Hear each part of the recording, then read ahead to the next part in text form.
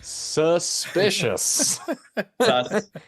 Christian leaves and this whole thing goes to hell. Look at this.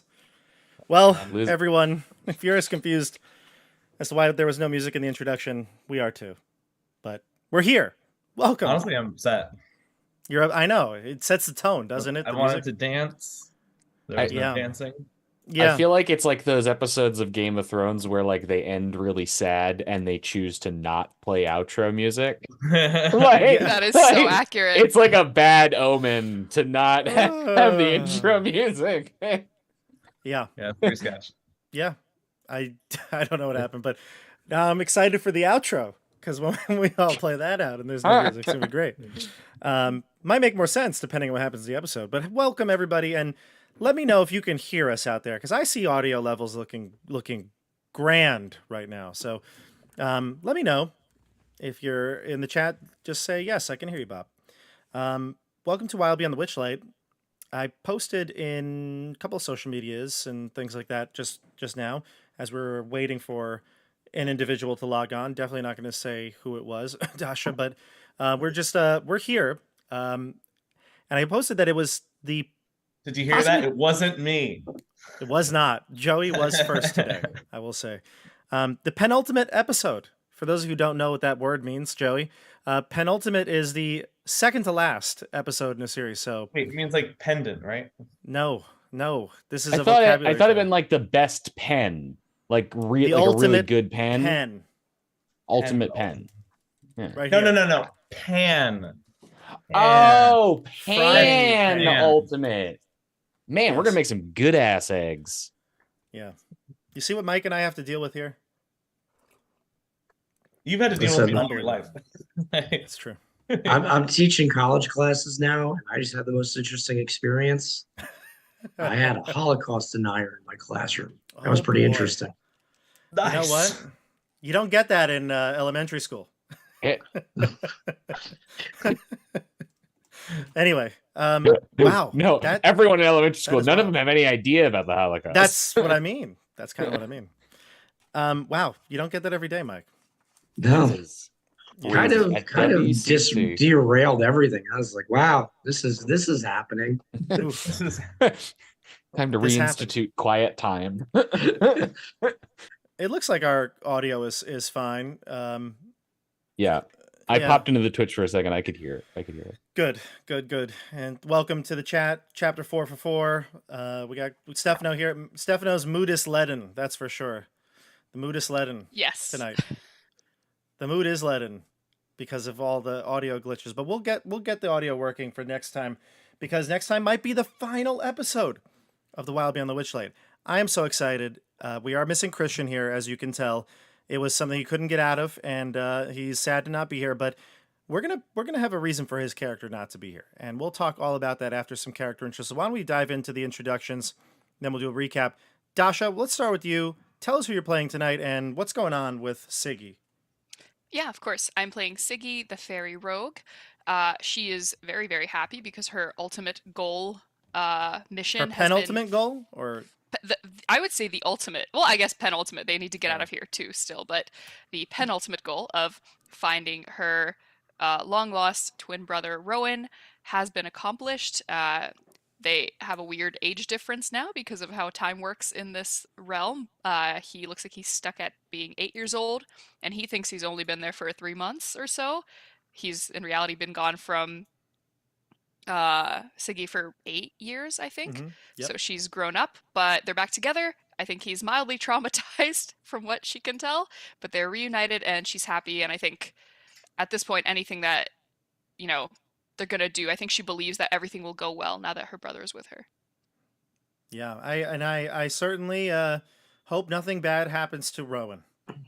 I can say that. I'm on your side. I really better am. Not. I really better am. not. I really am. Let's jump over to Randall. Randall, who are you playing tonight? Sorry, I had no idea there was someone behind Dasha this entire time. And I just saw an entire human being pop out of her fucking ear. That was so daunting. I noticed it, but I didn't think anything had- of it. But I had no idea, and it gave a whole new perspective on the room. Sorry. No, my lovely boyfriend is doing work behind me, being an actual productive human being, unlike all of us. We're What trying are to you kill talking hags here. True. Yeah. We're witchers. He's trying That's to solve right. climate. I mean, And arguably, He's trying to solve the climate. Like, what does that mean? Yes. What does that entail? Getting rid of it? Or we that does no more that does climate? yeah that is a problem, Matt. I feel like you've left out very key words. But also the I've left hags out- did weird shit with the climate too. So I've left out very key words because I am not a science person and I cannot fully See, explain. I can't tell if he is like trying to stop it or if he actually works for the oil companies and they're paying him to like do more to get rid of it. it's trying to I'm trying way, to solve how we can make it worse. how can we get rid of the climate so that we can keep doing this? this stream is sponsored by ExxonMobil. Sponsored by Halliburton. my God.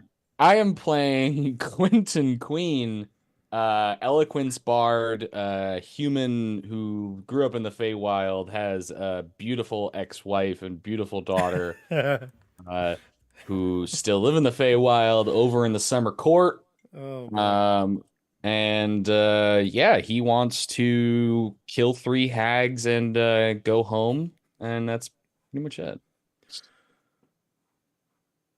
very nice. Sorry, I didn't mean to laugh at your character's beautiful wife and child, and Stefano in the chat said one could argue that running a YouTube channel is being productive. Not this channel, Stefano. Not this one. I just also trying to fix the audio problems backstage here, and I realized I'm playing tabletop audio and we don't hear anything. So there's something wrong with the audio mix tonight. I'll figure it out for next time. Mike, who you playing? All right. So I thought I would add that after our last comment about oil and stuff, you could also find us live streaming on Newsmax. For Holocaust denial and Oh Lord. So I am playing Professor Oscar Tennant, who is the group's I don't even know if he's part of this group. I think he's just been traveling with them at this point for long enough that he feels like a stray dog, doesn't know where else to go. Yeah. So he is hoping to return home, and it feels like he finally may have a chance. What home, you may ask? We don't really know. He's listed basically every city in Faerun, plus a few other settings. So we'll see. That's so true. Yes, who knows where he's really from? I can't wait to find out. Joey, welcome. Joey's not normally part of this crew, but you are playing a special NPC. Would you like to introduce your character? Yeah, I'm Rowan. I'm Siggy's long lost younger brother, who she's been searching for 8 years. However, due to magical time warping magic, it's only been 3 months for me. So, Yeah. I'm still 8, and now she's 16, and here we are. Yep, and that's really sums it up. The Feywild is strange and supernatural. It's got way with time, and that's what happened. You've been gone what seems to be months in your perspective, and yet it's been 8 years in the material plane. So to recap, last episode, which was honestly a really emotional episode, Siggy and Rowan were reunited for the first time. 31 episodes it took to reunite them. And finally we did. You found both Rowan and Sean, the librarian, in the study or the library of the Palace of Heart's Desire. Sean was doing the bidding of someone named Kellic, who heads the League of Malevolence. You've heard of them. You've heard of some of the people, individuals that you that are part of it, but you haven't really gotten to actually encounter them. So you've only heard about their deeds and how terrible they can be. But the League has been in charge of overseeing the palace while the hags are not here. In fact, the hags don't really spend time here. It seems like they only come here out of necessity. And after defeating or at least Endlin Moongrave back on Yan, you came directly here. It seems you got here before the hags. There are no hags in sight. There's no evidence that they are here. You traveled on your balloon that you stole from the Darklings, and you had one of the League of Malevolence members, someone by the name of, and now her name is escaping me all of a sudden. Why does it escape me? Charme. Charme, exactly. Charme, who told you a bit about the League and what their plan was here. They're doing something nefarious, and they're here guarding the palace for the hags. So you're here trying to find Rowan, trying to free Zybilna, the ruler of Prismere, and then get on out of here. And sooner the better for Oscar Tennant. And now that Siggy has found her brother, the last thing you want to do is have something happen preventing you from taking your brother back. So we entered into the palace. You sort of skirted around the edges of this very large, this open air, sort of like vortex storm. You skirted around. You found some precious gems. You found a beanstalk. You gave a cake to a giant, and you met Rowan's friends. Starting first and foremost with your friend Demitas. Demitas is the spoon, kind of like Beauty and the Beast style. He's an animated spoon. He's your friend. He's the one who kind of you've confided in while you've been here. And then there's also Mr. Thinnings. Mr. Thinnings is the butler here. He can be as thin as paper when he wants to be, and he's been seemingly sneaking around the party. He did give you a piece of information that the Jabberwock that guards the Zybilna and her cauldron is up in the tower. There's a sword that you can get that would help you defeat this Jabberwock. And so that's what you plan to do. You head upstairs, beat the Jabberwock. Oh, and did I forget? You found a little toad at the top of the beanstalk. That's right? Yeah. Okay. Did I miss anything? I think I kept the toad. Yes, he's with you. Yeah. Yeah, and that's it. A lot of little things happened. You met a bunch of weird creatures, and you're heading up the stairs towards the second floor. So let's clarify start. The Jabberwock is in the ball is here. The ballroom, correct. The sword yeah. is upstairs, right? Yep, exactly. Sorry, Okay, did I say it the other way? No, it sounded like they were both upstairs, so I wasn't sure if I was misremembering. No, the ballroom where Zybilna and her cauldron are, that is at the ballroom that's on the first floor. You haven't gone there yet, but you know it's heavily guarded by the Jabberwock, so you're headed up the stairs. But yes, yeah, that's I believe it, right? All right, so let's see. I don't have music, so we're gonna play. So I'm gonna switch over to Roll20 because I think we're just ready for that. Any questions from you all? We're good? Okay. Let's see. Where are you, Roll20? There you are. Nope, that's not you. There you are. Really feels weird without music, I tell you that. Normally the music would be like blasting here. Bum bum ba ba bum bum ba ba bum. Sorry. We're We gonna don't have the license. We don't have license. Yeah. It's cover. It's fine. Legally distinct. Legally distinct. Let's see here. All right, everyone. Let me just switch one thing real quick because we got Christian out here, and I got to put a little image up for him. Let's see. What can I do for you, Christian? What can I do for you? This is what I can do for you, Christian. Because I care about Christian so much. All right. So let's really begin now. So where do you want to head to?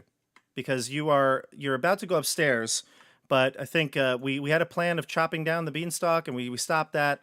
Was there any other things you want to do before heading upstairs? Did we stop that? I thought that we just gave the axe to Charles and told him to chop away, and we stood back. I think we stopped it because it was gonna crumble on top of us, or on top of Charles. It would have worked, but yeah, whoever was chopping at the time would have been crushed. Yeah, but that's just Charles. Well, that's up to Oscar. I don't know about you. So that was what I thought. I thought that Oscar had said that. Yeah, he stopped cutting it down because we got what was up there. All right, so you want to head down the corridor to the left. That was where Mr. Thinning said to go. This way, direction north, through those double doors. You can move your tokens if you'd like. As you're moving your tokens, and position yourselves in the hallway where you'd like, you can hear shouting coming from up above the beanstalk area.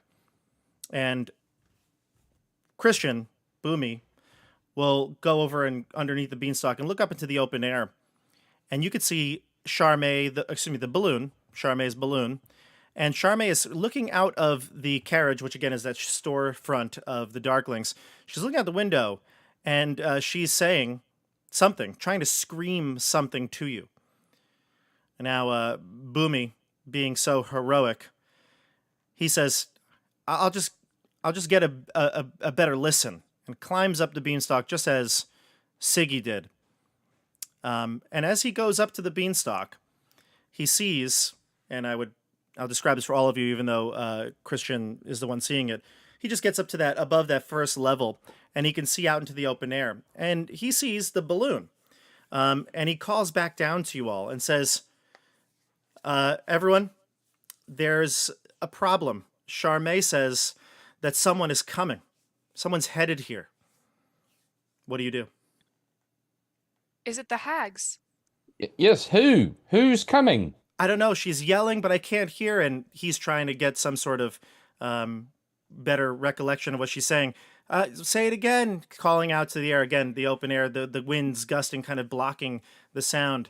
And then throughout the entirety of the castle, you hear this sound, almost like a burbling, a giggle from time to time, a screech. No doubt that of the Jabberwock, as it is been aware of the presence of the balloon. You can hear screams as Charmai seems to position the balloon, maneuver it away, and you don't see the shadow cast over the beanstalk anymore. And Boomy says that he sees it. The Jabberwock is flying through the air, and he describes the scene as this creature moves with some unnerving movements. It just has this awkward way of flying. Its flight looks kind of as if it's almost like it's struggling to take air, and then sometimes it's moving really aggressively, diving. It's just kind of erratic, and it pops the balloon. And as it does, you can hear that burst of air, and the balloon itself, kind of just like you would imagine, starts to exhale and push the basket further and further away from the castle, just eclipsing the gardens. And this is what Boomy sees. The Jabberwock, in the meantime, is flying around with whatever pieces and fragments of the balloon, and it is just tearing it to shreds, kind of trying to ingest it maybe, or just play around with it while it floats in the air. And then the carriage, kind of crashes down in the distance. And Boomy says to you all, "Go on without me. I'll just make sure Charmai's okay and come back." And he's going to just head out of the beanstalk and climb on top. And so Christian is going to be departing for this session. We'll bring him back in next session. The rest of you, though, what do you do as you hear about this? What is your reaction? Well, fuck. That was your way home. That's what you say. Charmai was supposed to park the balloon in the forest. Siggy will cover Rowan's ears as Wait, what? Sorry, I mean, this woman was adamant about the Jabberwock and saying that it's dangerous and that she can't promise if the balloon will be okay. And then she flies the balloon towards the castle where the Jabberwock is. Whatever consequences that Charm will bring upon us, I believe it's going to be Charmai that's going to be paying him. To be fair, one could think that was heroic, that she sacrificed perhaps herself to warn us.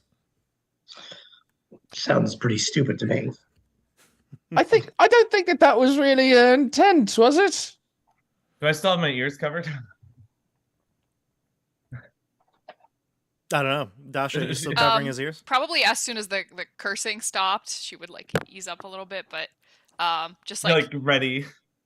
I'm just hugging you, like making sure you're not gonna get hurt, because I don't know if this Jabberwock is gonna come back. Quentin throws another F-bomb out right away. Rowan is enjoying the hug. All right, so Boomy is gone for the moment. You can see north in this corridor, there's another entranceway to the vortex room. You're going to overlooks that stormy courtyard.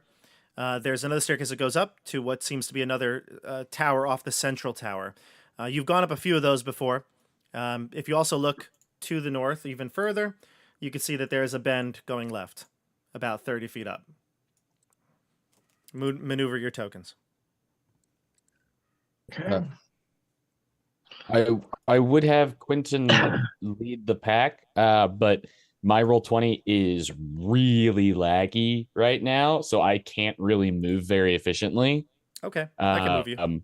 So I'll follow with your guys' pacing, but I'll just I'll keep myself in front unless someone else is actively trying to be in front. But sure, Lemon.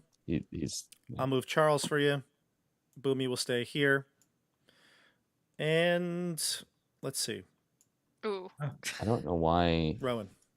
I don't know why this map is so laggy for Roll20 for me. It's a big map. I've noticed that sometimes with bigger maps, it does kind of mess with the speed. I don't know why. But you get to a spiral staircase. There is a set of double doors to the left, as well as the staircase going straight up. And you assume you've reached the staircase that Mr. Thinnings was discussing. Rowan, you've never been up the staircase. You have strict limits on where you're supposed to be going. And, before your sister and friends came here, Kellic has made it clear what would happen to you if you did. I don't know. They told me never to go up there. They said bad things would happen to me. We'll take Well, care it's of a it, good don't thing worry. you have us here now. Yes. And if bad things start happening, just hide and we'll take care of them. I'll just tell them you all kidnapped me. Sure, that works. Yeah, that That actually, actually may not be a bad idea if we lie our way out of this. yes. We killed the librarian and took you to guide us around. No, I think we'll be fine. I believe in you guys. Oh, Alright, so thanks, we're- Rowan. I believe in you. Oh, give my sister a big hug. It was like the first time he's actually felt somewhat safe, a really long time. This poor kid. Oh my god. Completely traumatized. It's actually traumatized. I think he's gonna murder these hags. All right, I'm going to bring you over to the next map here. The hags might be the good guys in this whole scenario. What do you Oh, think shut about up. No. All right. I'm going to use my one damaging spell. We had to commit a genocide, okay? It was for the good of the realm.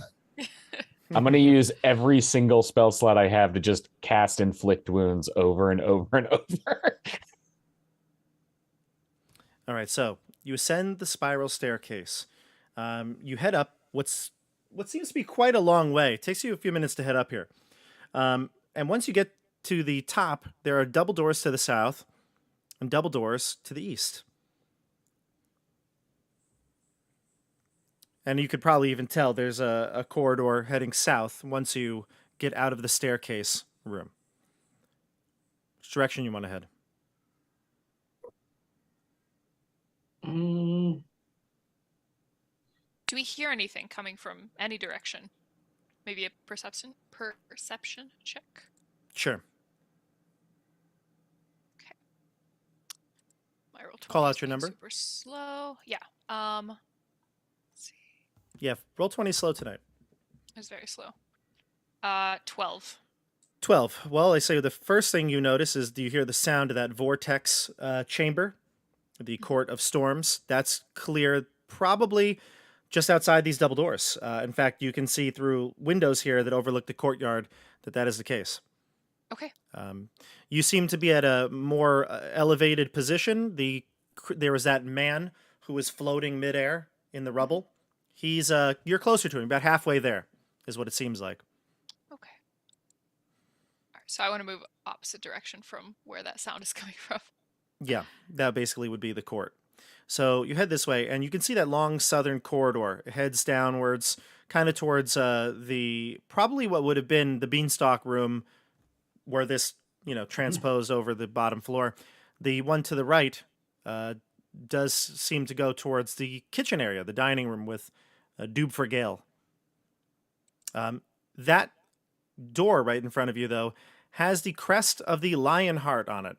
So the lion crest is there, and so as you approach, you can sense the powerful magic closing that door. Without a doubt, this is not one that you can enter. And Rowan, you do not have permission to enter this door either.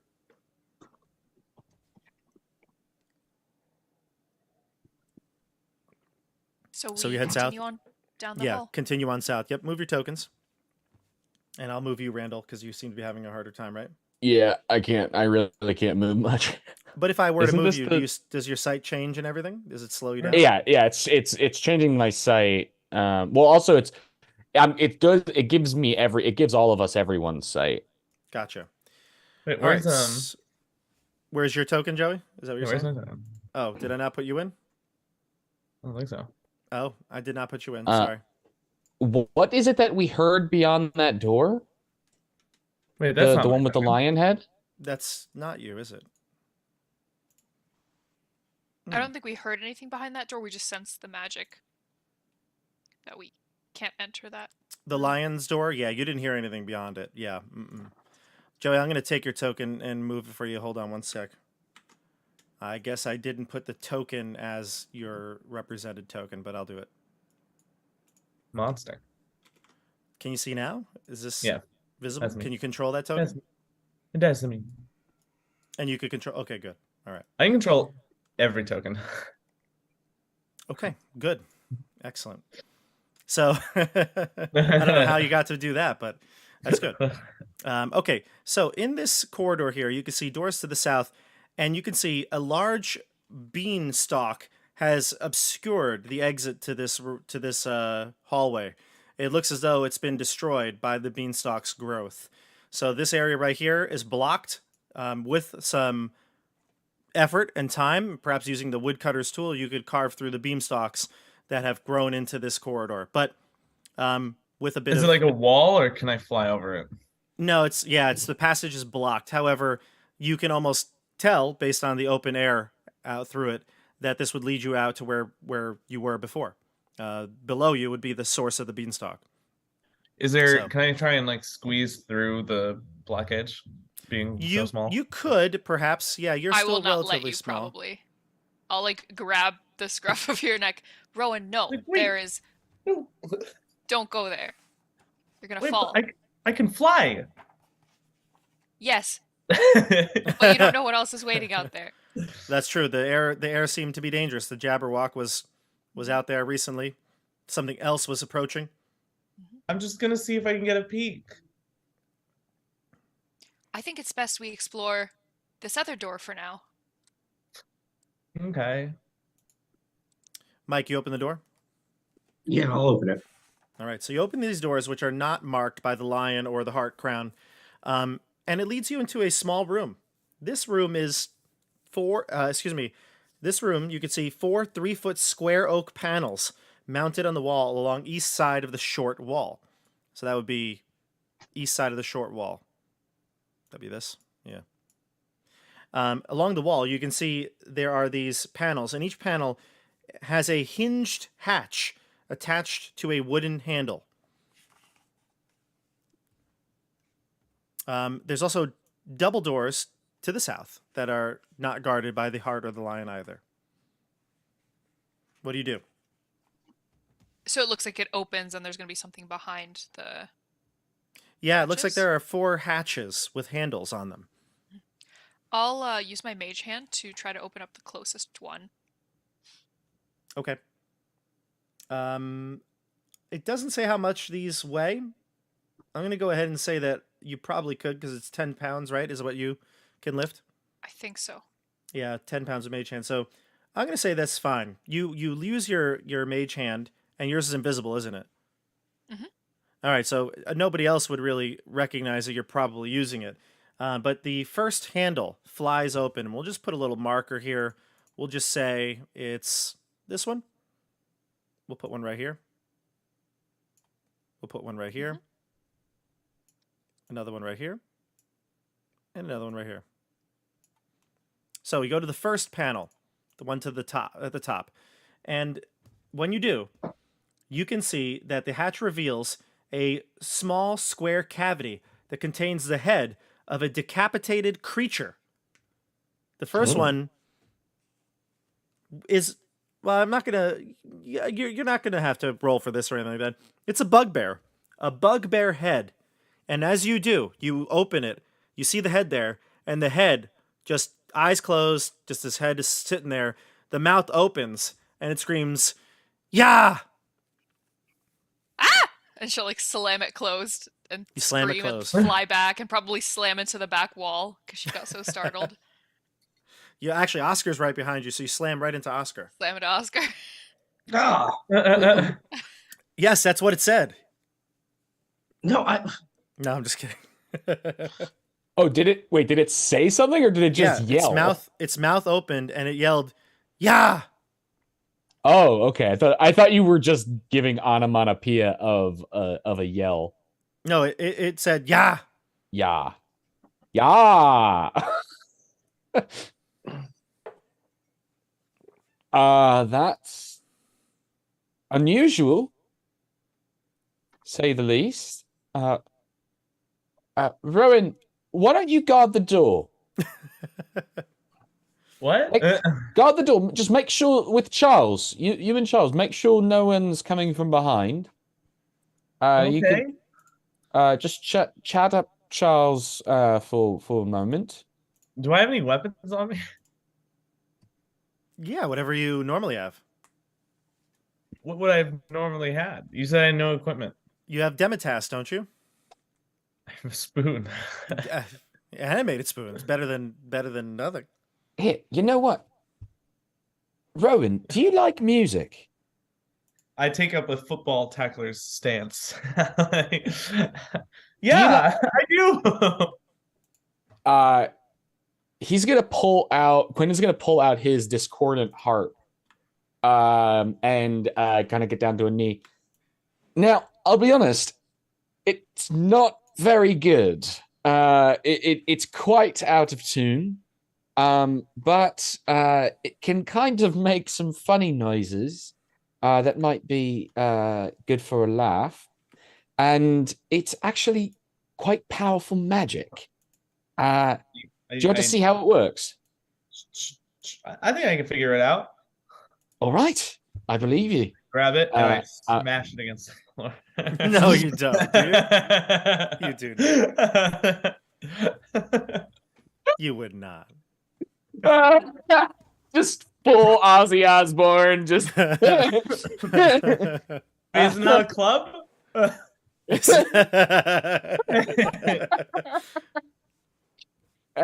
Why would you give me this bludgeoning weapon? So I am fully giving Rowan my discordant harp. Okay.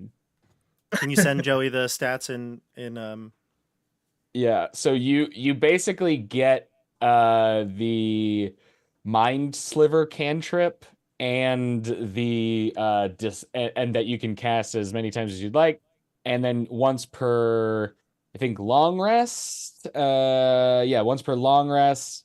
Once per dawn, you can cast Dissonant Whispers, and the DC is 13. Okay. And So- one thing that might, Joey, look up those spells separately. So you'll do that while we're playing. But the good thing is it's a discordant harp, so it shouldn't sound good. So even if you're like, I don't know how to play the harp, that's kind of okay. Yeah, it'll just kind of sound bad. Yeah. There's no So way bad- for it to sound good. Yeah, so bad it hurts people. Yeah, So- yeah. And if All you right, play so- it just right, if somebody's coming at you, they'll actually run the other way, trying to get away from you as fast as they can. What's is this DC is always 13? I believe so, yeah. Yes, the DC is always 13. Okay. Yeah, that's the item. The item has its own DC. Okay. So you I arm will- Rowan with the harp. I like that. I will also, Rowan, in case the harp doesn't work and they do not run from you, take this, and she'll give him. She has 2 daggers. She will give him one of them. Yeah. Do you He's know like, how I'm just going to use this. Stick him with the pointy end. Stick him with the pointy end. Exactly. Yeah. All right. If the harp doesn't work, stab them in the fucking neck. Cover your ears. You You can may- murder people, but you can't hear the curse words. Yeah. Yeah. That Hey, Mike. is the logic of Dungeons and Dragons. It's like as soon as you guys leave, the discordant harp only makes curse word sound. That's actually really funny. That's good. Mike, Oscar, I think Randall and somebody commanded Oscar, but Oscar's not moving unless excuse me, not Oh, Oscar. Oh no, I just said stand near Charles. Charles. I didn't Yeah. actually give any command to Charles. What do you want Charles to do though? Do you want Charles to be protecting Rowan or staying by your No, side? Charles is staying with me. Okay, I'll move Charles to your side. All right. So before you are No. the panels, and then south of you is the door. Charles Where do you is go? my robot. Where do you go? Or what do you do? Well, you said there were 4 hatches, right? Yep, there's 4 hatches. The first one had a bugbear head in it, and when you open it, it went, yeah. Are they identical hatches? Do they have any markings on them? Probably just. They're just short, small wooden panels attached to a hinge. So there's Okay. nothing spectacular about them. In fact, they're kind of mundane, contrary to everything else you've seen in this place. I would say even they're Okay. probably just. I mean, they're meant to be fashioned the same, but there might have been some small, unique qualities to each individual panel, but nothing out of the ordinary. Nothing that catches your eye. I'm gonna open the second one, the next one, I guess. Inside is the head of a harpy, Oh, jeez. Isn't that and it just shouts at you. Isn't that just a woman's head? Bah! Gonna close it and open it again. Same exact tone, same exact note. Bah! Maybe they're trying to Interesting. say a word. Maybe there's But- 2 more heads and they'll all say different syllables. Yes, that's what I'm thinking. They're saying this isn't just noise happening. This sounds like they're actually saying something. I'll open the third one. It's a hobgoblin head, and it shouts at you. Gah! Gah. I'll close it, reopen it. Gah! All right, that's Gah. I'll go to the last one and open it. It's an ogre's head, and it says Oh my God. bah, It says what? La? bah. Oh, ba. Humbug. Well, that's two bars. Rabba. Poobah. What are the other ones? Yeah. It was Tell me which one you open. Well, the ogre was ba, hobgoblin was ga, and the harpy, which I'm pretty sure a harpy head isn't a harpy mostly. Isn't their body and face? Isn't that just a woman? So In D&D, it might be more like animalistic. It might have. Oh, okay. I gotta The look it up, harpy was also ba.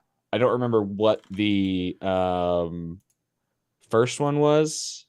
What was the first one? I'll go to the first one again. It does look kind of like a human. Yeah, I think it does look human-like, but it's just a head, and so that would probably be confusing. But yes, It's the head of a harpy. The harpy, No, I'm going to go to the first one. What was the first one? the bugbear, and it says, "Ya." Okay, so we have ya, ba, ga, ba. Yabba gabba doo. Are we like supposed to play them like music? All right, everyone grab a head.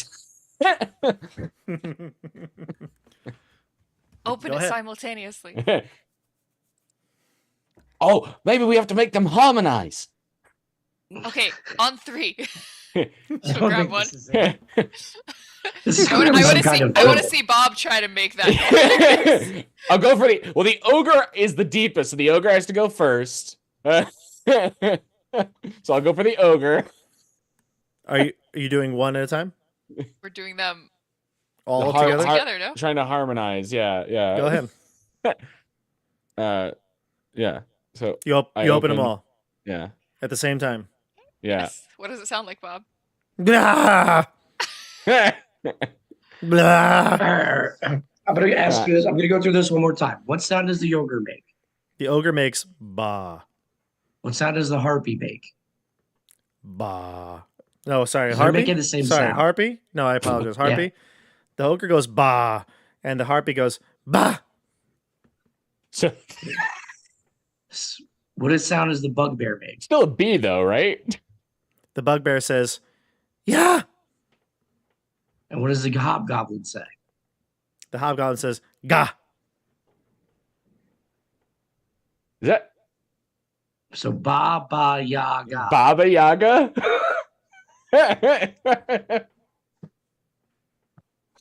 This seems really stupid. Is that what it actually says? Worth a shot. Do you, Bob, do do you, That now gives us some really good information, though. Do you That's open them? really what it's saying. Sure, let's go. Ogre first, harpy, bugbear, hobgoblin. ba, ba, ya, ga.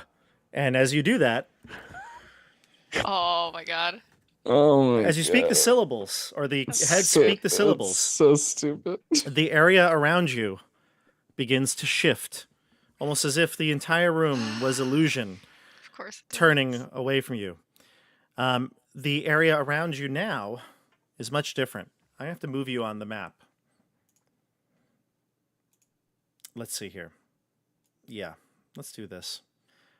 I'm going to go back to the other map, which will definitely make a lot of sense here. And I move you. Baba Yaga is the 4th hag. No, Baba Yaga's their Mommy. It's like, yeah, it's Their like mom. the mom, the mother of all hags, like the Mommy, creator mommy of, dearest. of all of them. Okay. Here's where the music would change. And of Sing course, for us, I don't have Bob. it. A ring of marble pillars sculpted with the images of fairies and demons supports the arched ceiling of this circular chamber that you now find yourselves in. Move us to that area here. 7 archways, spaced evenly around the room's perimeter, lead to empty turrets within the tall stained glass windows set in their walls. Each window bears the image of a knight in armor. Near the middle of the room, you could see a collection of people. A short, gray-bearded man in black robes reclines on a gilded wooden throne with clawed feet. The man grips the leashes of 3 small, scaly, bird-like creatures. A muscular, armored man stands next to the throne. He wears a helm that conceals his face except for his red, glowing eyes, and his sword he holds is wreathed in flames. A statue of an unarmored elf stands in front of the throne. The statue is posed as if ready for battle, with a short sword gripped tightly in each of its hands. I'm going to put the tokens here on the map, or reveal the tokens, but tell me what your first reaction is here.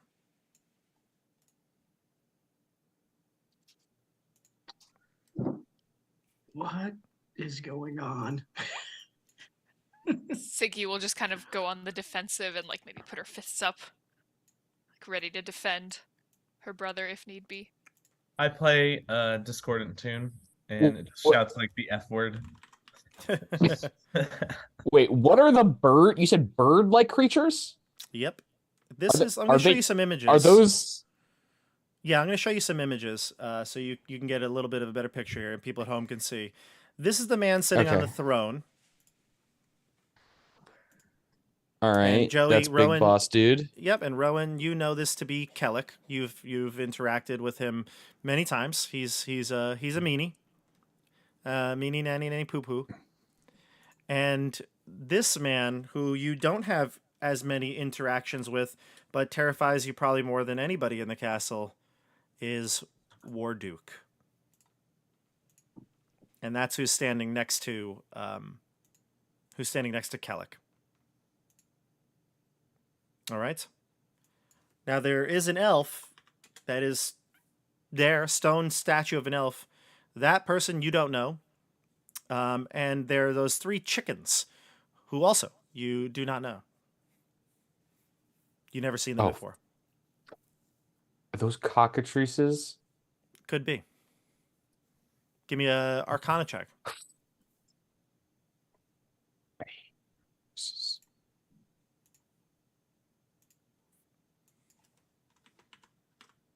I rolled it.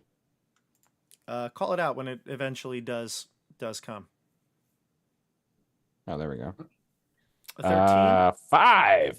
I got a 13. Nice. Oh, okay. Yeah, Mike, I'd say you probably would know these creatures. They're not that probably uncommon from wherever you come from. Mm-hmm. Cockatrice. Yeah. Yeah. Hyrule. They're all over Hyrule. Hyrule. Is that in the Faerun? Somewhere. think If it you look is. hard enough.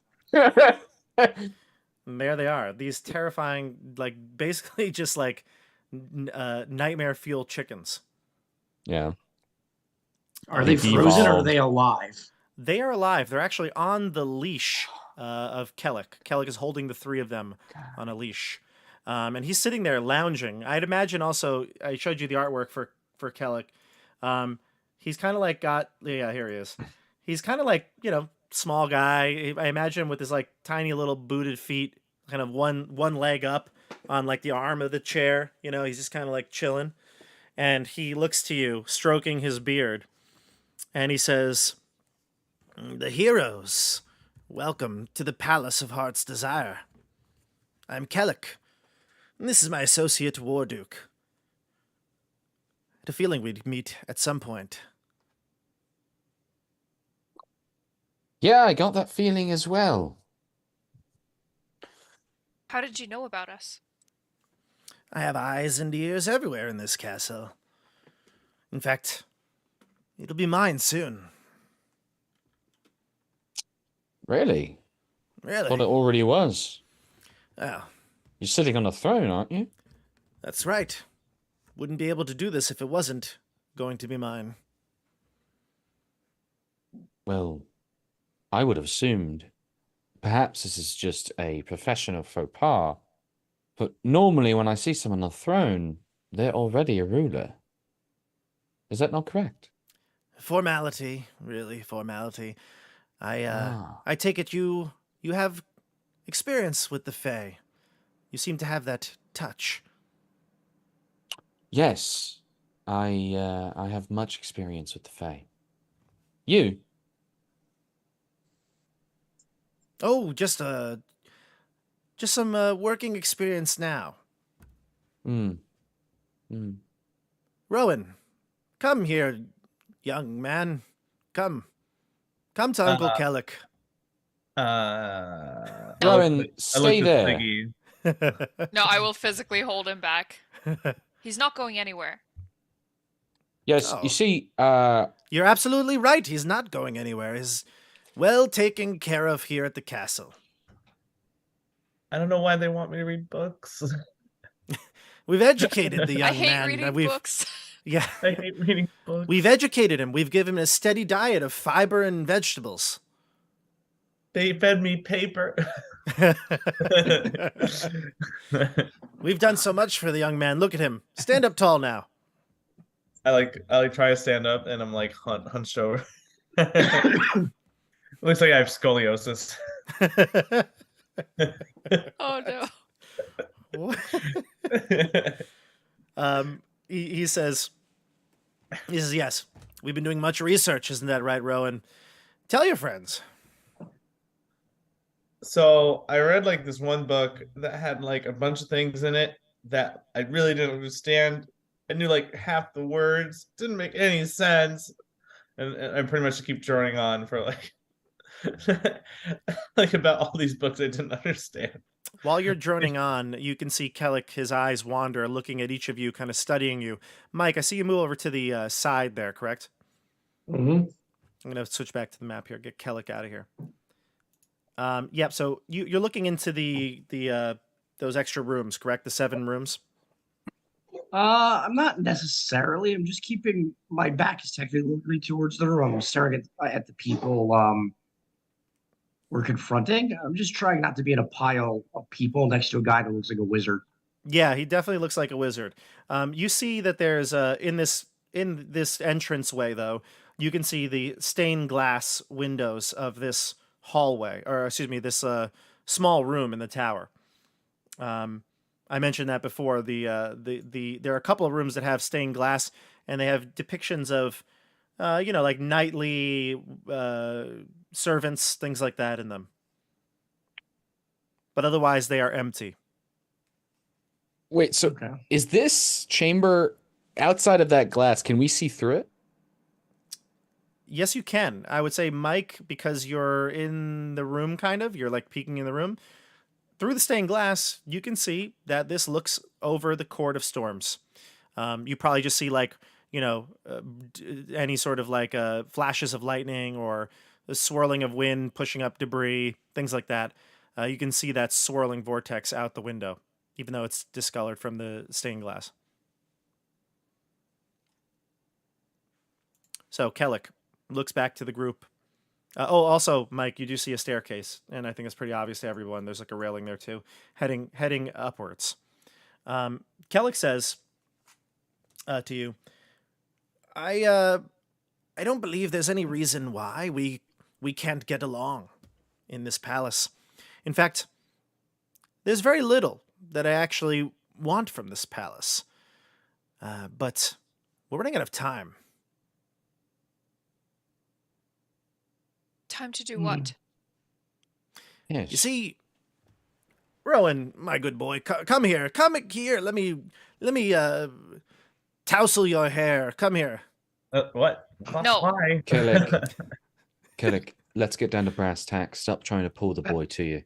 I'm gonna be honest here. It really sounds like you've done terrible things to young men. Like, you're creeping me out a little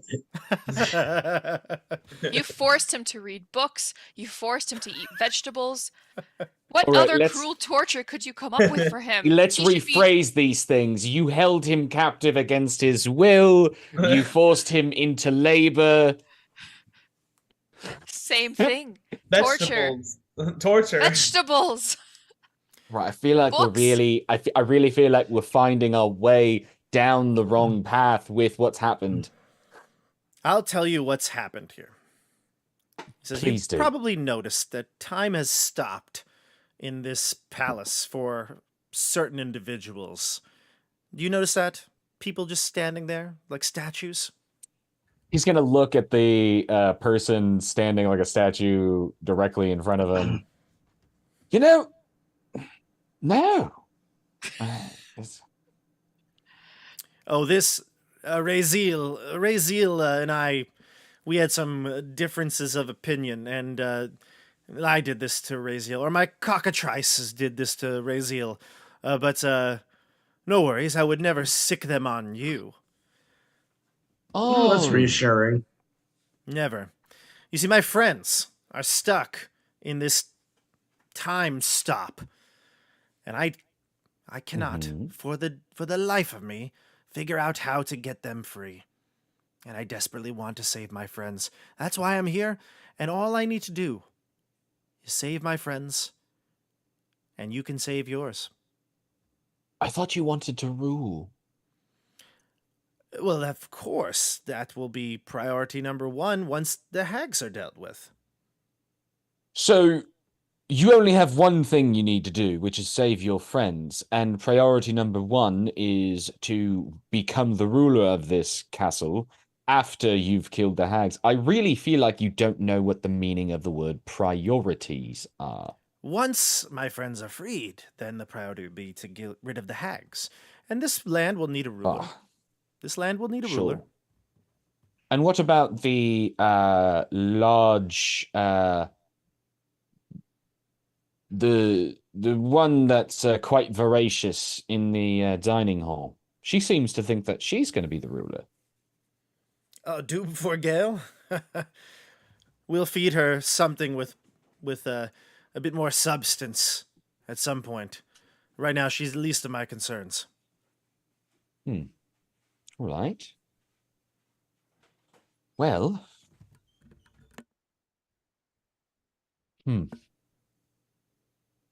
So you have to save your friends. How do you expect to go about that? We've been doing research, right, Rowan? Come, Rowan, come to me. Stop. Stop trying to get him to come to you. I'm not letting him go. Yeah, Oh, like fine. get closer to Siggy. No need to get angry or anything like this. We're on the same side, right? You've looks asked to you. 3 times. Listen. He says, Rowan and Sean have been doing some very important research. I believe I there's don't a way even to know free... half the words I'm reading. No, but you're a good book getter. That's what Sean says. A good book getter. What? What is a book get? It's just taking books off a shelf. You can find anybody to do that. And yet we found you.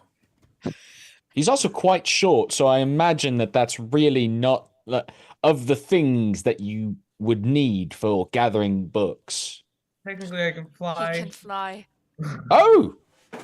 But there is a ladder that moves on wheels. I haven't seen you fly, so... He has flown, yeah. He has. It's okay. He says to you, you see, it's not about your ability to read. Sean is there for the reading. You're there to help Why am I him. reading? You found some important books for Sean. He's already made some great discoveries. You see, it They has don't to even do ask me with... questions. They just make you sit there and read them.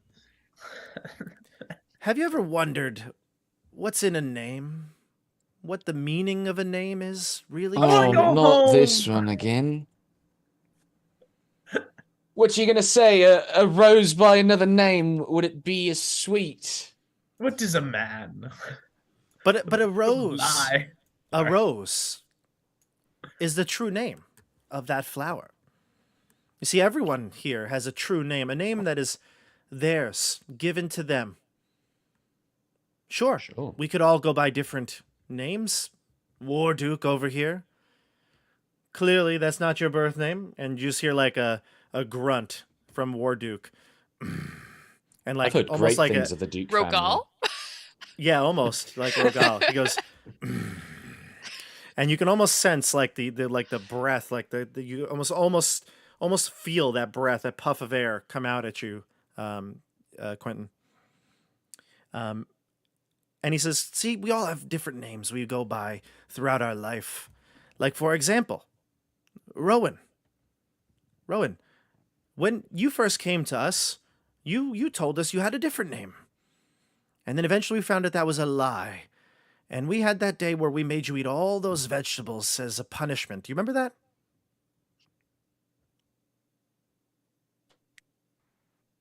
I unmuted just to show you that I'm not talking. Oh. I have no idea what you were doing, so... Kellic, I know that we don't look like much, so a threat may not land the way that it should, but I will advise you to not boast about the ways that you tortured this child in front of his kin again. I prefer the word disciplined. Everyone needs Discipline some... comes from a parent, not a kidnapper. Yeah. Well, Siggy's just like, his You tell. kidnappers were the hags. but you kept him here. Does this place have doors, or is it just a bunch of fucking walls? This place? No, this he's chamber? asking that. He's saying that to Kellic. Does There's it have doors, correct? Where? What are you talking about? I'm confused. Quentin is saying this to Kellic. Yep. And you say, There- are there doors in this place? There are doors, correct, Kellic? Many doors. You've probably seen a few. I have, yes. So, hags took him, and you didn't think to open any of those doors and let him walk right out. You held them. You kidnapped him, because I know the hags haven't been here for a while. They'll be here soon. I imagine they're already here. Let's not mince words or lie. Come on, Kellic. He looks over to Warduke and he says out loud, Knights of Glass, protect my ass! And he jumps up. I don't kid you, this is in the book. He says this, jumps up, and releases his cockatrice pack, and we're going to go into initiative. All right. Apparently that was enough to get him to fight. He says, Knights of Glass, protect my ass. And Mike, the area that you're in, you could see the pictures of the stained glass knights. They start to move and walk towards you. Even though they are in the glass, they start walking and then eventually kind of coalesce into one large glasswork golem in the center of this room. And we're going to roll initiative. Oh, Jesus. It's a good thing we don't have our cleric. And there are 4 of them. Oh, good. That was a great initiative roll. Okay. Aw. Oscar. Oh, not very good. And Joey, what's your initiative?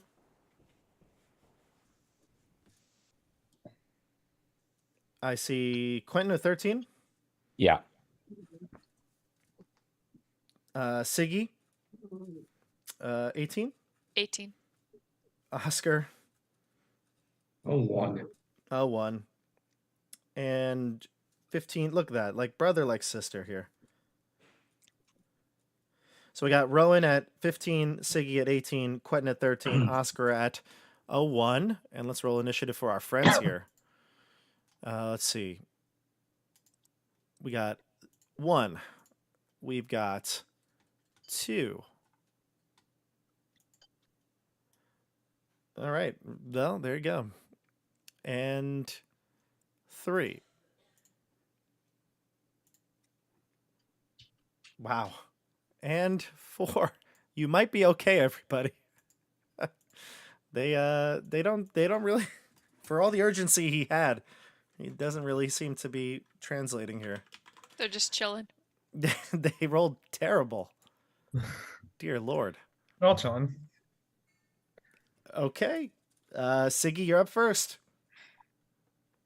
Okay, I guess Siggy will. How tall is the glass knight thing? They're about the size of a human. Medium Okay. sized, yeah. And how tall is the ceiling here? The ceiling here, actually, I'm going to be honest with you, I actually didn't remember hearing anything about that. Let's look to see if there's any sort of general descriptions for everything here. But you want to fly up is what you're saying? Yes. Mm-hmm. Let's go with... Yeah. Wow. It usually has like like less stated otherwise. This is how tall rooms generally are. And I don't see that here. So I'm just going to go ahead and say it's probably a grand room. It's a palace area. Let's say 20 feet at the minimum. 20 feet. Okay, so I'll fly up and yell, Rowan, stay with me, and kind of indicate that he should fly up after her so they could stay up where they hopefully can't be reached. Yeah, if you fly to And- the top, you could. Yes. creatures on land couldn't hit you. Yeah. Gotcha. And then she will fire off a firebolt at it. Which one? Who? At the glass figure thing. This one? Is it? There are There's multiple. There's one in this corridor. This corridor. You can probably see them. Their tokens are visible, although your line of sight might be a little harder to see. Yeah. Can I see if I can see this one? I guess I'll do it. Because Sure. I think Oscar's yeah. in the way here. Okay. I'll fire at this your one. Your height would negate that though if you want to attack the one Oscar's near, or up to you. Totally your I'll choice. attack this one. It looks like Oscar. Maybe we'll get the other one. Okay. Go for it. Okay. 13. A 13. It hits. Okay. And actually, Siggy, I'll just say this and say it once. If you do attack the one that's near Oscar, you would get sneak attack, right? Oh, you're correct. I forgot about that. I won't remind you again, but that'll be Yes. that'll be my one little friendly reminder. Okay. If you'll let me, I'll do that. Yeah. Okay, I'll go ahead and do that then. Gosh, I haven't used sneak attack in a while. That just means I get. Well, extra... your level, you're at 6th level right now, right? Or 7th? Yes. 6th level? I forget what level you're at. But yeah, so you're at 6th level, so that means you would get 3d6 extra. Okay, yeah, absolutely. So this is just the regular damage.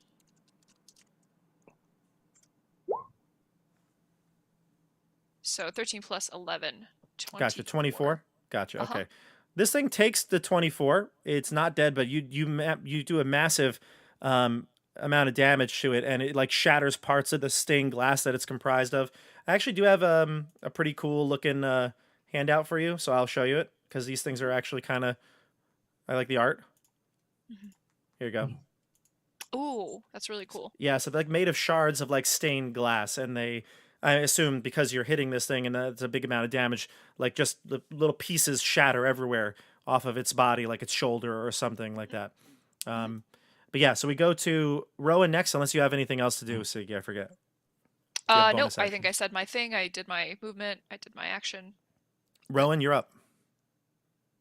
I fly up and I start playing the discordant harp at the same person that Siggy was attacking. Do I get sneak attack if they're next to the person? So I think because it's a spell, you're not going to get the sneak attack. But if it were, if you use like the dagger or through it or something, it would work. But I know you might be hesitant to do that. But Mind Sliver is, let's see here. Cantrip. Yeah, but they have to make an intelligence save. So here's my question, everyone. You'll get this right away, this information right away. It seems like the damage does not go through. Since these are constructs, they seem to be immune to psychic damage. My wonder is, are they immune to the other effect of this, which is if they fail the saving throw, then they get a d4 off of their next saving throw, right? Yeah. So my wonder is that I'm just going to look in their stat sheet one more time, make sure there's nothing I'm missing here. But if I'm missing something, please let me know. Anybody, chat as well. I don't see where that would be the option here. So, and Randall, I feel like you know these very well because you used the harp, but I don't.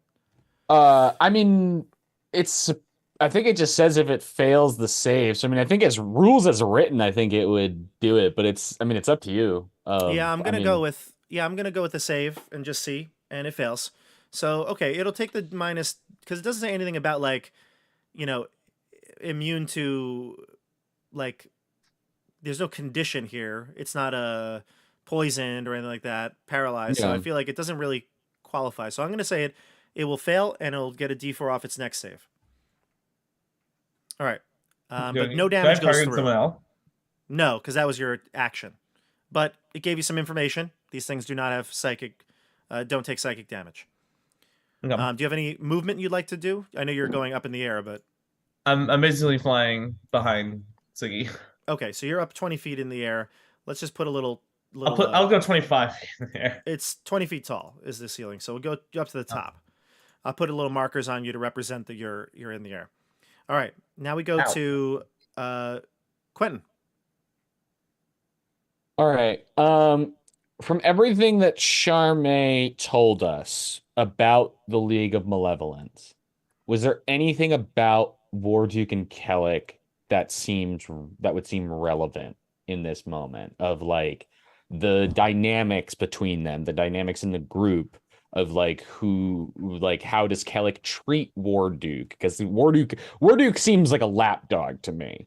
So like does Kellic treat him well? Is he like an equal member of the group, or is he just a loose cannon to kill things? Give me an insight check real quick. She did not say anything specifically. My insight sucks. Can I do persuasion because I would have talked it out of her? No. This is not about your conversation with her. Insight sucks so much. Oh wow, dirty 20. Okay. But not here. I would say that you gathered. I think what you're probing at is, do you think maybe Warduke and Kellic could be persuaded to be, or against each other? Yeah. You try to pit them against each other, and you already get the sense that Kellic is a terrible ruler, terrible leader, and Charme left the league, right? So yeah, he obviously is not the best boss. That's what I'll give you with that insight check. And you might think that there could be some way that you could persuade Warduke. It is your turn. Do I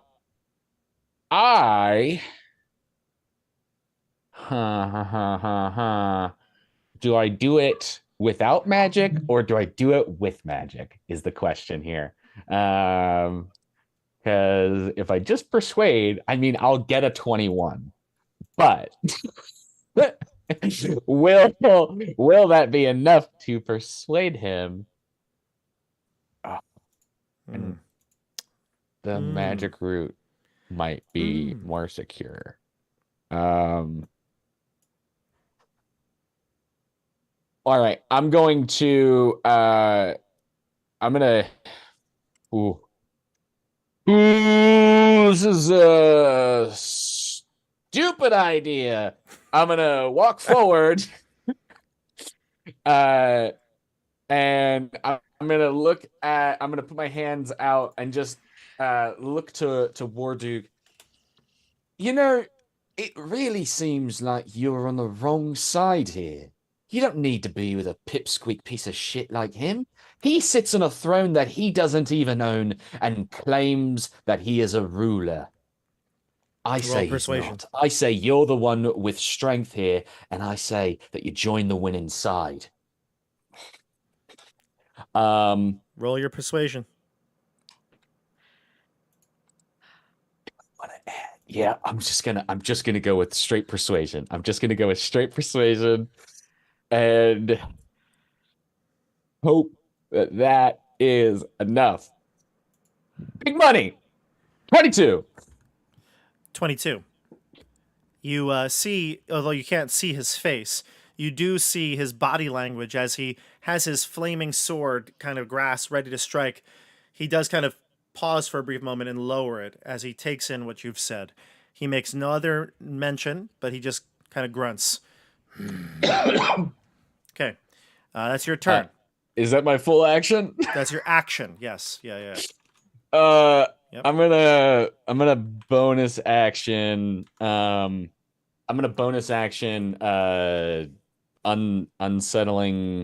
Fuck. What is it? Unsettling words. Yeah. Unsettling words. To Kellic. Okay. What's it do? And I'm just gonna kind of lean towards him. And I'm gonna walk over and just kind of put my elbow up on the petrified guy. I'm just gonna say, looks like you're losing friends left and right. And he has a -D8 on his next save. Oh, it's automatic. He doesn't have to do anything. Yeah, just have whatever his next saving throw is, he gets a -D8 to it. Okay, cool. That's pretty big. All right. So, let's see. The enemies are going to go. The golems. they're going to go first, and they are going to move and strike. There's one next to you, Mike, so that one will attack you. The other one marches out, 5, 10, 15, 20, 25. Ooh, he can't reach you all. So he's going to have to double move to you. This one goes 5, 10, 15, 20, 25, 30. He'll be able to strike you. 1, 2. This one will have to double move, but it'll do its best. 5, 6, 7, 8. And it's going to get right up to you. Yep, right there. And the golems will strike two at one at Quentin and the other at Oscar. Oscar, what's your armor class right now? Hold on. It is a 15. A 15? Okay. Mhm. All right, so it makes 2 sword attacks with its glass sword. The first one, a 7. The second one, a 15. I'll shield. Okay, you shield. It blocks the sword as it repels off your force field. And then we go to Quentin. We've got your glass sword here. First one, a 22. Silvery barbs. Silvery barbs. Nice. Who's getting advantage, yourself or somebody else? I'm gonna go. I'm going all in. I'm gonna give it to Warduke. You're giving Warduke I am advantage on his giving next attack. Warduke advantage. You stupid son of a gun. I'm going all in. Wow, look at you. Look at you. All right. I'm sure that won't come back to bite you. The reroll is a 16. That's still gonna hit. Okay. 6 slashing damage from the sword. The second attack is a 15. Does that hit you?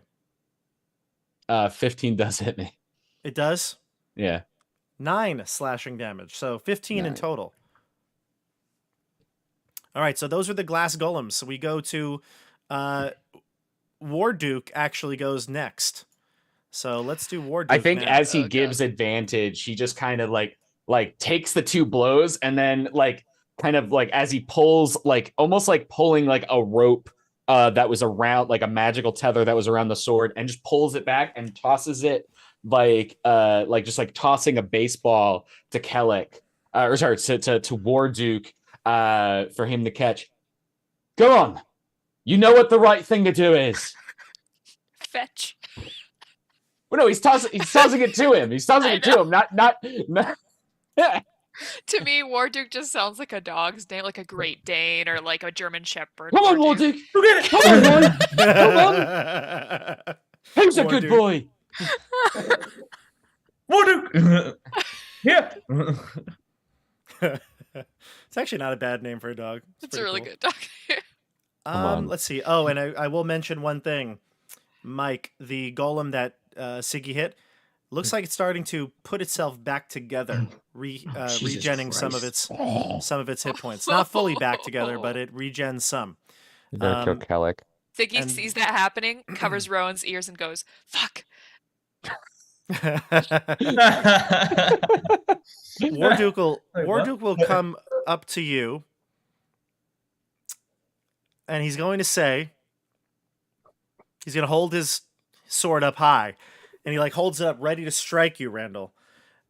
And he says, "I could be bought. How much gold do you have?" However much you need, friend. We have a castle that is ripe for the taking. And he's going to slash at the iron golem right next to you that just recently hit you. So he goes right here. You rolled a 22? What was it? He has advantage on it, too. Yeah, he's going to hit. Most like I really think he's going to hit. Let's see. He attacks the first one. Let's see. He's got 2 hands here, so he's using both of them. He hits, and he does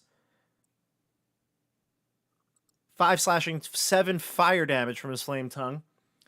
He does another hit for 10 plus 4, so what's the total? 14 and 12, 26. And his third attack hits again, And it's going to be a total of, that's going to be enough to take it down. So he takes down this golem here with his 3 hacks, and it goes away. That's the end of his turn, and he looks to you, his eyes glowing red, and he turns on Kellic. We go to the cockatrices. I'm just gonna like peek past Warduke's broad shoulders and just look Kellic straight in the eyes and just say, "Pissing yourself yet?" Warduke, you fool! What are you doing, you imbecile? Kill them! And the cockatrices are going to move next. Let's see. Can this one get in range? 1, 2, 3. Yes, it can. No, it's very easily. All right. I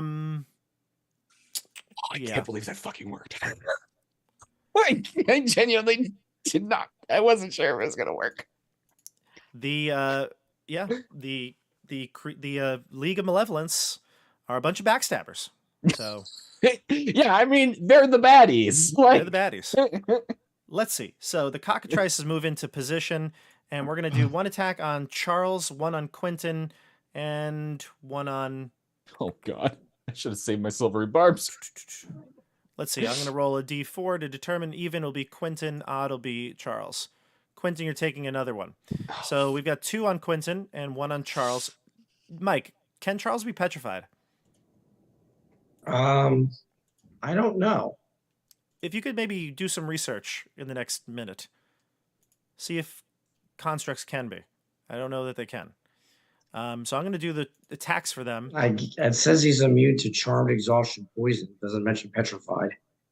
Gotcha. Randall, I assume 10 does not hit you.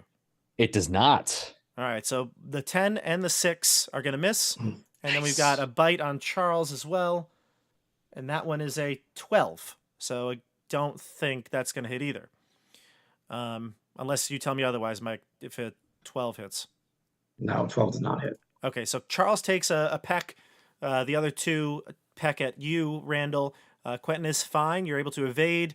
And Kellic this time is going to cast a spell. Kellic is going to cast Mirror Image. So he'll be casting that. And then he's going to back away.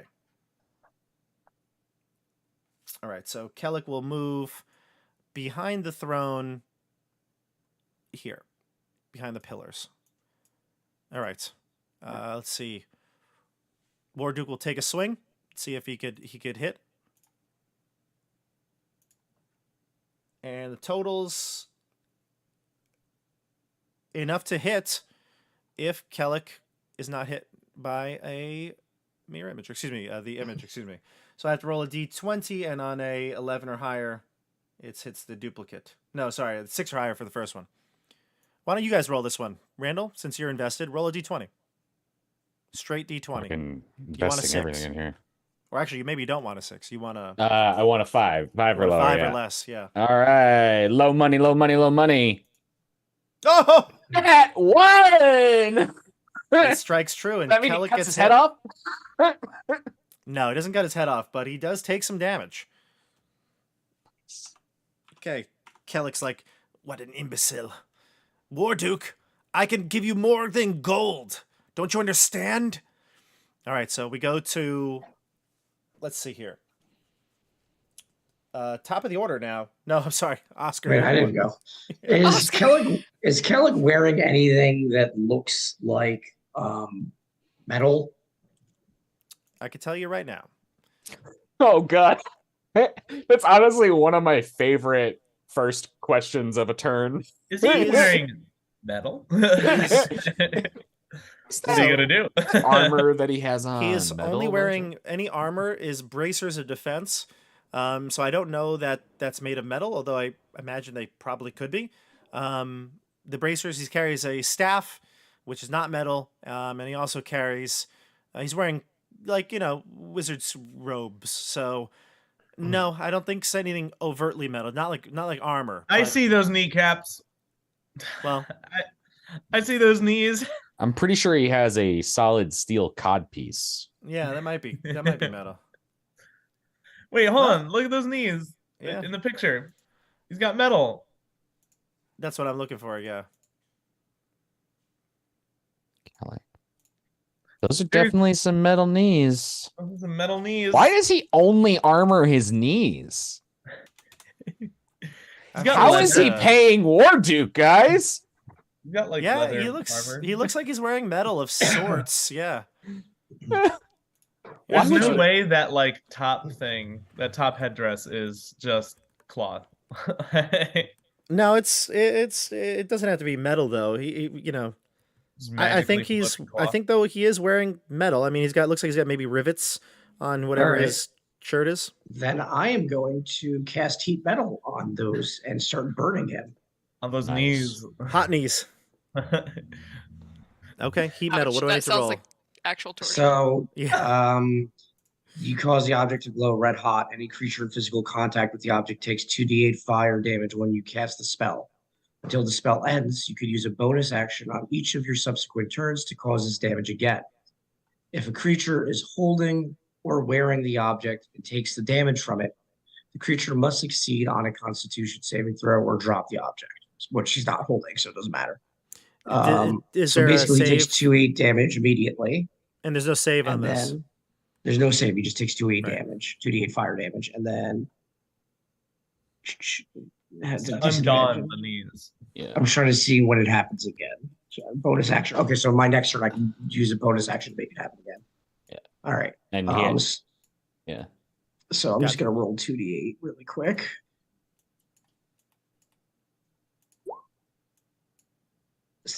That's a d8. I need 2 of those. Oh my god, that was awful. All right, so he starts with just 4 fire damage, but his knees are on fire. It's like, ow. Gotcha. Did the hit from Kellic hit from Warduke look like it did a lot to him? Yeah, I mean, he's not like bloodied or anything like that. So, but it hurt. Definitely, it hurt. I'll take a hit from the glass golem to back up. Okay, gotcha. Let's see here.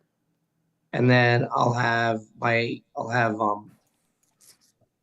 Charles here. There's too many freaking chickens. A lot of chickens.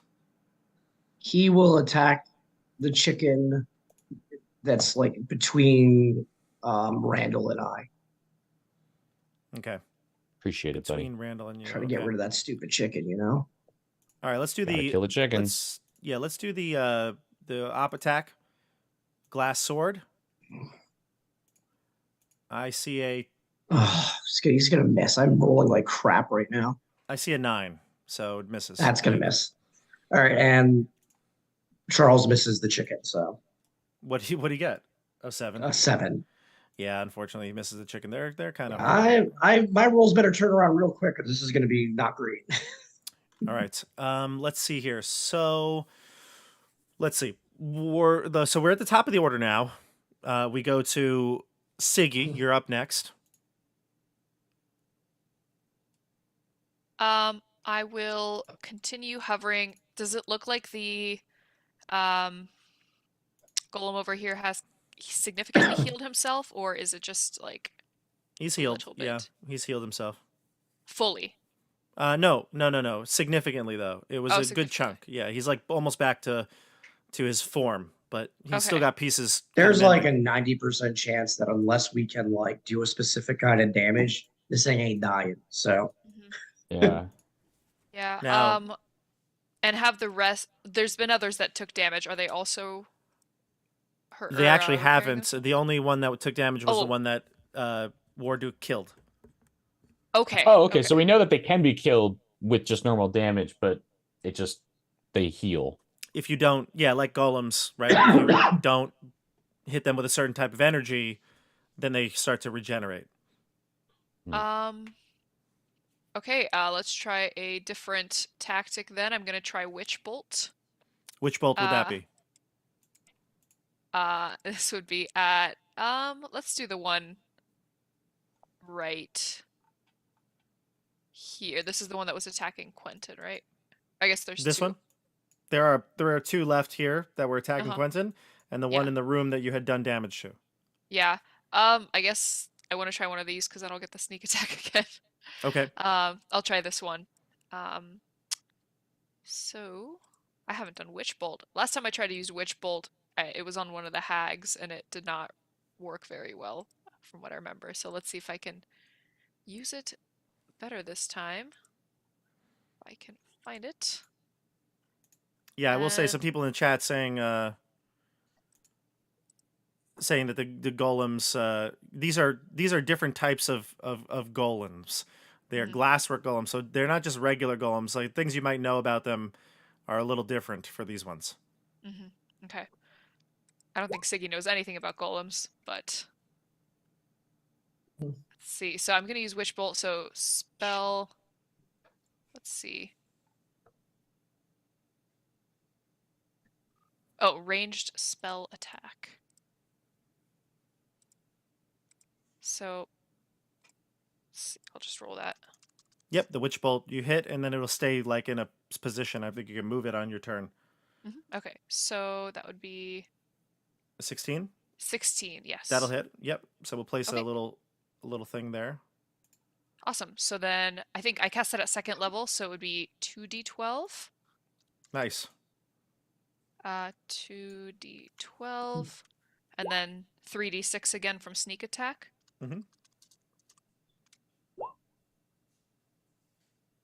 Okay, so 15 plus 17, 32 damage to Gotcha. this one right there. 32. Perfect. That is a good amount of damage there. He almost looks like he's about to shatter, but he's starting to compose himself again. Okay. We go to anything else from you? No, I'm just gonna stay hovering where I am, making sure Rowan is safe and Gotcha. near me.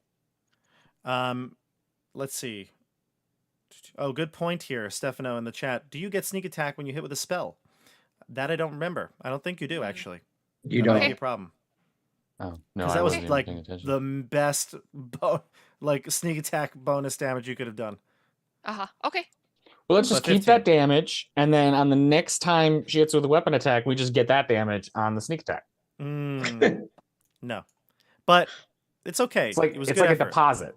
It was good effort. It was great effort, and that thing will be around next time. So, I mean, the Witch Bolt. that's still really good damage on the witch bolt. Though. Very good damage. Yeah. Okay, so now we go to your brother Rowan. Yeah. Quentin on deck. I take my harp, I point it at Kellic, and in that moment, Siggy realizes that I've heard every single curse word, and I go, "Fuck you, Kellic!"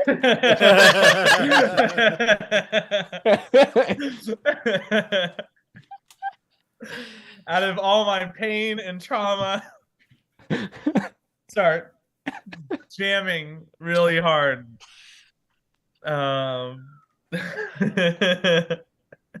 Death metal Rowan. Nice. Are you doing the big one, the dissonant whispers, or are you doing the other? Yeah, that's I guess I'll do the big one. Why not, right? Go ahead. These cards. So dissonant whispers. So it's you pick a creature within the range that can hear it, and they make a wisdom save. If they fail, they take psychic damage. So maybe not a golem here.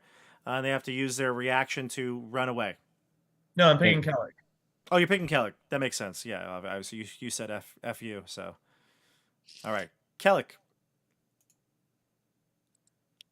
and it's a save of 13, right? Is it wisdom or wisdom? It's wisdom, yeah. It's a minus -1 to that because I rolled the D8 and got a 1. He does succeed with a -1 as well. Damn. Okay, so Kellic, he kind of snorts at you. Rowan, if we get out of this, I will make you read all the books in that library, one word at a time. You still deal half damage, by the way. Read? Yeah, he still does damage. Yeah. Do your 3d6 psychic damage, Joey?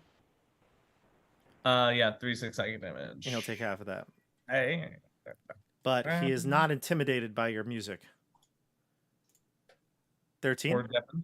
13. Not bad. Not bad at all. These kids and their music. All right, That is so actually pretty good. Quentin, you're up. I'm gonna be right back. Go ahead, Quentin. Okay. I am in the perfect place. How bad is Kellic looking? He's okay.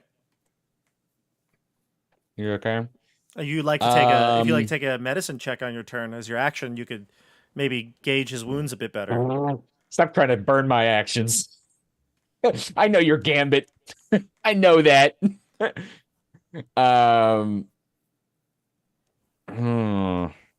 all right. His knees look real bad.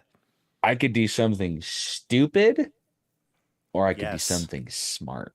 The stupid one always prevails.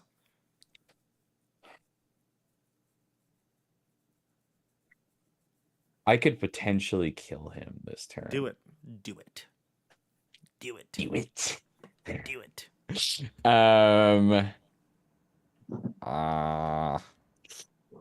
Or I can make him. I can take him out of the fight pretty much for sure. Oh, actually, he might have good wisdom. Do it. Unlimited power.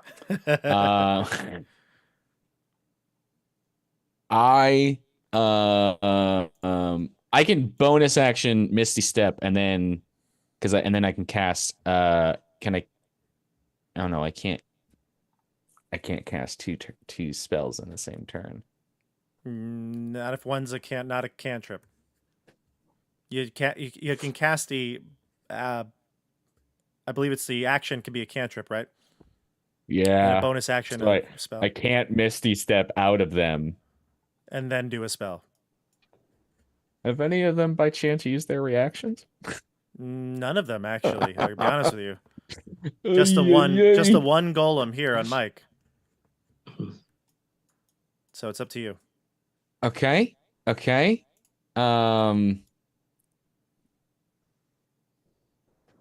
Oh God, this is actually a difficult decision. I really want to fucking kill Kellic. Gotta do it.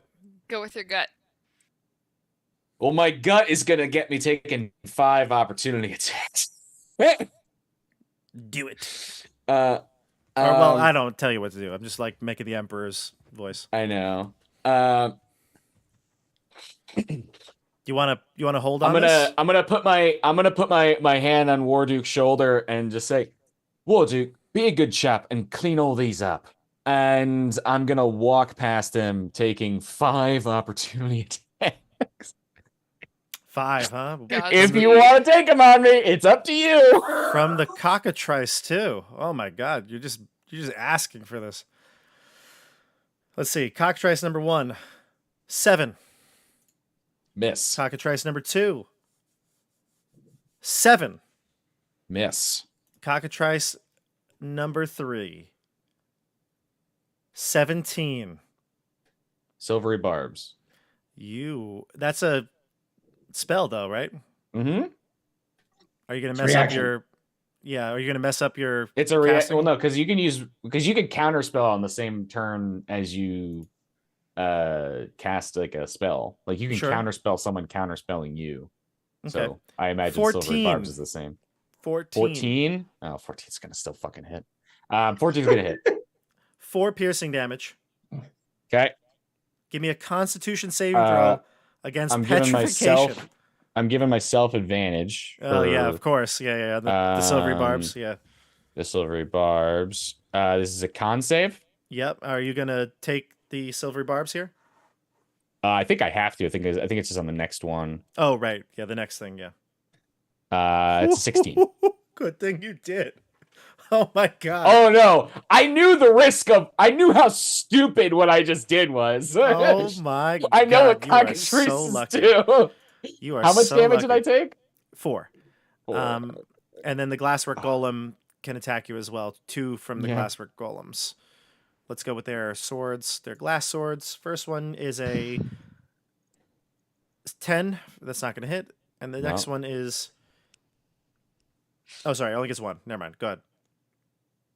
Oh, I did have 2. I did have 2. I apologize. Missed, though. 9. All right. Man, I got off pretty good there. Yeah. I think like one just like pecks at my leg. It's Out of 5 dice, I only rolled 1 above a 10. So that Wow. just that works. just like walking, bobbing, and weaving through, and just like walk over to Kellic very calmly. And you say, Kellic, I told you not to threaten him or boast about what you've done in front of his kin again, and you did it anyway. And I think for that, there's gonna have to be some recompense. And I am going to cast Inflict Wounds on him at 3rd level. Oh my god. So this is gonna be. You have to roll the hit. Is that a touch I check? have to roll the hit. Yeah, I'm trying to see. For some reason, it won't. Okay, I'm just gonna roll 2 extra dice when I roll the damage. For some reason, D&D Beyond isn't upscaling Inflict Wounds. I think because I have Inflict Wounds through a feat, but I can cast it at any. It's fine. With You my can roll the normal extra dice. things. Go ahead. All right. That is a 19 to hit. Does that hit this bald little boy? You have to roll to see if you hit his mirror image or not. Oh. That's a good point. Joey, what are you doing right I don't know. I'm just 20. I'm just now? You're cold. just cold. I have to roll No. what? I have to roll below I'm lanky. below an 11? You have to roll a 6 or higher to hit I'm the channeling hit the image. energy of a 6-year-old. Wait. No, because we got rid of one. You hit him directly. You didn't get rid of one. Oh, that's right. Warduke hit him. Warduke hit shit. him connected. So roll a 6 or higher that will protect him. 1 through 5 will hit him. This is gonna be hairy ass. You hit one of the Kellics, and then it disappears from reality, and I fucking forgot he has mirror image up. All the other images like just kind of smile at you. We'll see who gets their recompense. And then we go to the golems next. The golems are going to start. This one is going to actually get out of the witch bowl. It's going to move, and it's going to move to here, and it is going to look up at you in the sky, the two of you, and a cone of dazzling light energy strikes up at you. Both of you are going to get hit. Lemon, I forgot about it. Lemon would have flown up there too, so Lemon's going to get hit. The 3 of you get hit. So go ahead and give me I believe it's Constitution saving throw. I'm going to double check. Glasswork golems have a Constitution saving throw. Yep. I don't know if he can leave the witch bolt. I think it stays sustained unless he leaves range, which is 30 feet from me. Oh, he just moves. So it's up to you. He doesn't keep him there. It doesn't keep him there, but he'll still be under the effect of witch bolt on my next turn. Yeah. It'll still do damage. Okay. Okay, gotcha. Go ahead. Give me a con save. Who? The people in the air. That'd be Rowan and Siggy. Oh, okay. Lemon as well. Well, she passes. Oh, actually. by the way, sorry. On my turn, I wanted to use my bonus action to unsettling words him again. Oh, okay. That was Go my for it. that would have been my bonus action. So Siggy did not do too well. Like brother, like sister. Both a 4. Yeah. Oh god. Not good. So each creature in the cone that fails is blinded. You are blind. Both of you cannot see. Lemon, though, will look at you and she'll be like, attack that one over there. That one. No, that one. What are you doing? use left and right, not that one. Attack the ugly one. Siggy's just gonna scream, I can't see anything! And she's just like, still flying, but like trying to grope around for some reference. Yeah. Some point of reference. Still casting Witch Bolt, like. Yeah. Yeah. Luckily, you don't have to see to hit to That's true. cast to maintain it. Oh, that's true. Let's see here. Mike, your Glasswork Golem attacks a 14. Does that hit you? No. 19 hits you, though. Yes. 8 damage from the Glasswork Golem. Okay. And then finally, Charles is going to take 2 from the Oh, other wait. goal. Charles is going to impose disadvantage on that because he's next to me. Okay, we'll roll. So it's going to miss. With the Okay. disadvantage, it will miss. Perfect.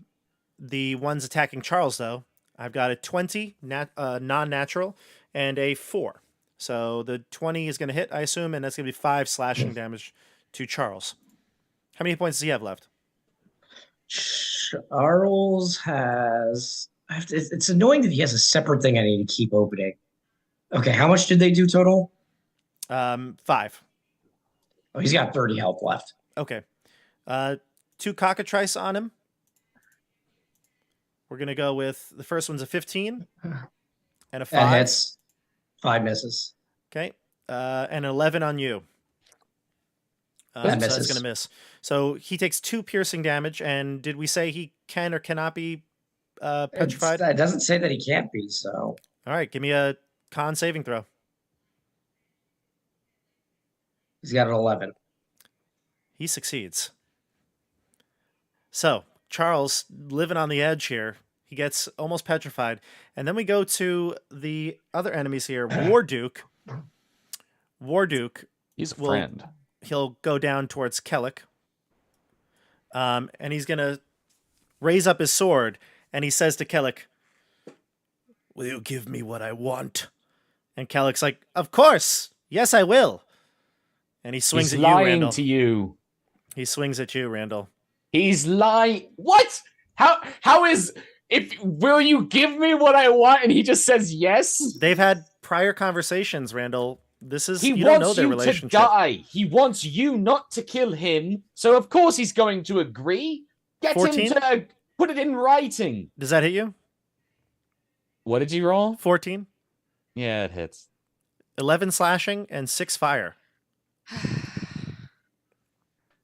Well, that was pointless. We got 1 fucking turn out of it. You might have to persuade him again. 17. How would he use the spell? Yeah, that hits. 12 slashing and 2 fire. Okay. And the last one. A 15. Hits. 11 slashing, 8 fire. I'm down. You're down. Warduke looks at Kellic and he's like,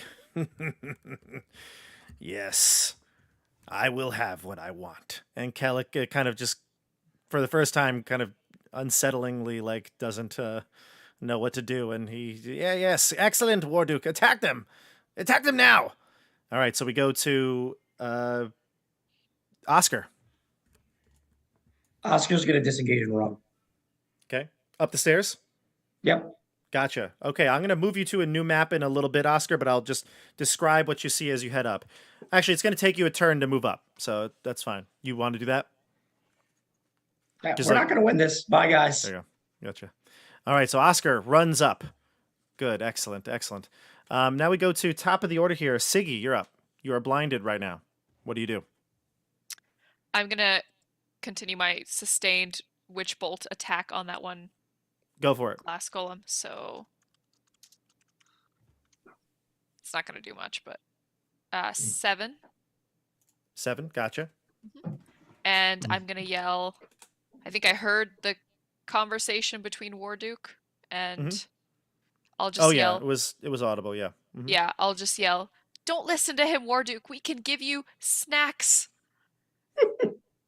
And it's her turn. All right. So you promise him snacks. Let's see if that persuades him. You'll hear a whisper in your ear, though, Siggy. Okay. You'll hear it almost sounds like a very deep voice, and you realize the toad is on your shoulder, and the toad says to you, "To the stairs. Follow your friend." Only you can hear this. Not even Rowan. The heat of the battle. It's quiet whisper. Okay. Okay, I have movement still, so You do. can I Mhm.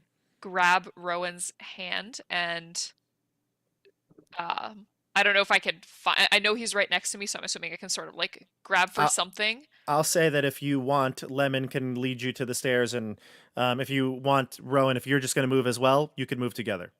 Yeah. Okay, so Okay, you move yeah, up the I'll move us stairs. Yep. to the stairs then. Great. You fly up the steps. Yep. And you probably can go a little further than Oscar because, oh no, Rowan could go a little further because he could double move. So Rowan, do you want to keep going up? Yeah. Okay, so Rowan will keep going up and Lemon will double move as well. But Oscar, you'll see Siggy gets to about where you are, and then you head up the steps. Randall, you're unconscious there. Let's see. Sure So at the am. end of this, we've got a death save here for you.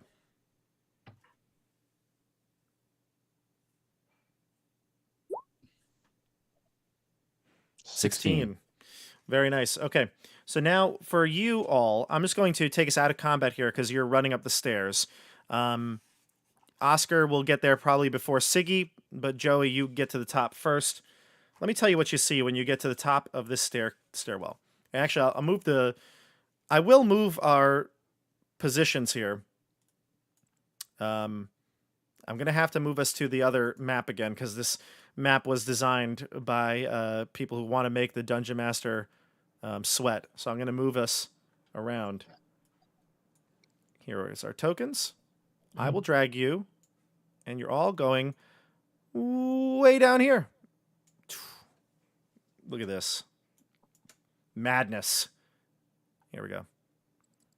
All right.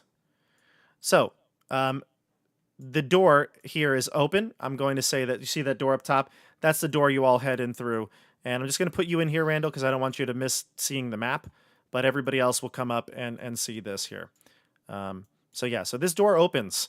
There's a stairwell. Actually, you know what? Let me just open it too, because there's some options here for you. All right, so the stairs that you ran up spiral around this corridor, and you can see double doors here with the elk heart emblazoned on it. Joey, you'll open this door because the elk crown is open at this point. So you open up, and you can see inside. Inside this small little room, there's actually quite a bit here. Quite a bit to read, I should say. You can see the walls and floor of this small chamber are made of white marble. Actually, white marble tiles. In the middle of the room, you can see a quill with a feather sheathed in flame and a black covered book resting on a lectern. If you were to continue up the stairs, you would continue to go further up the tower, this central spire. But that's what you see in this room. So again, up the stairs or in this room. What do you do? I've never been up here, right? Never been allowed up here. So I'm like, I don't know what this is.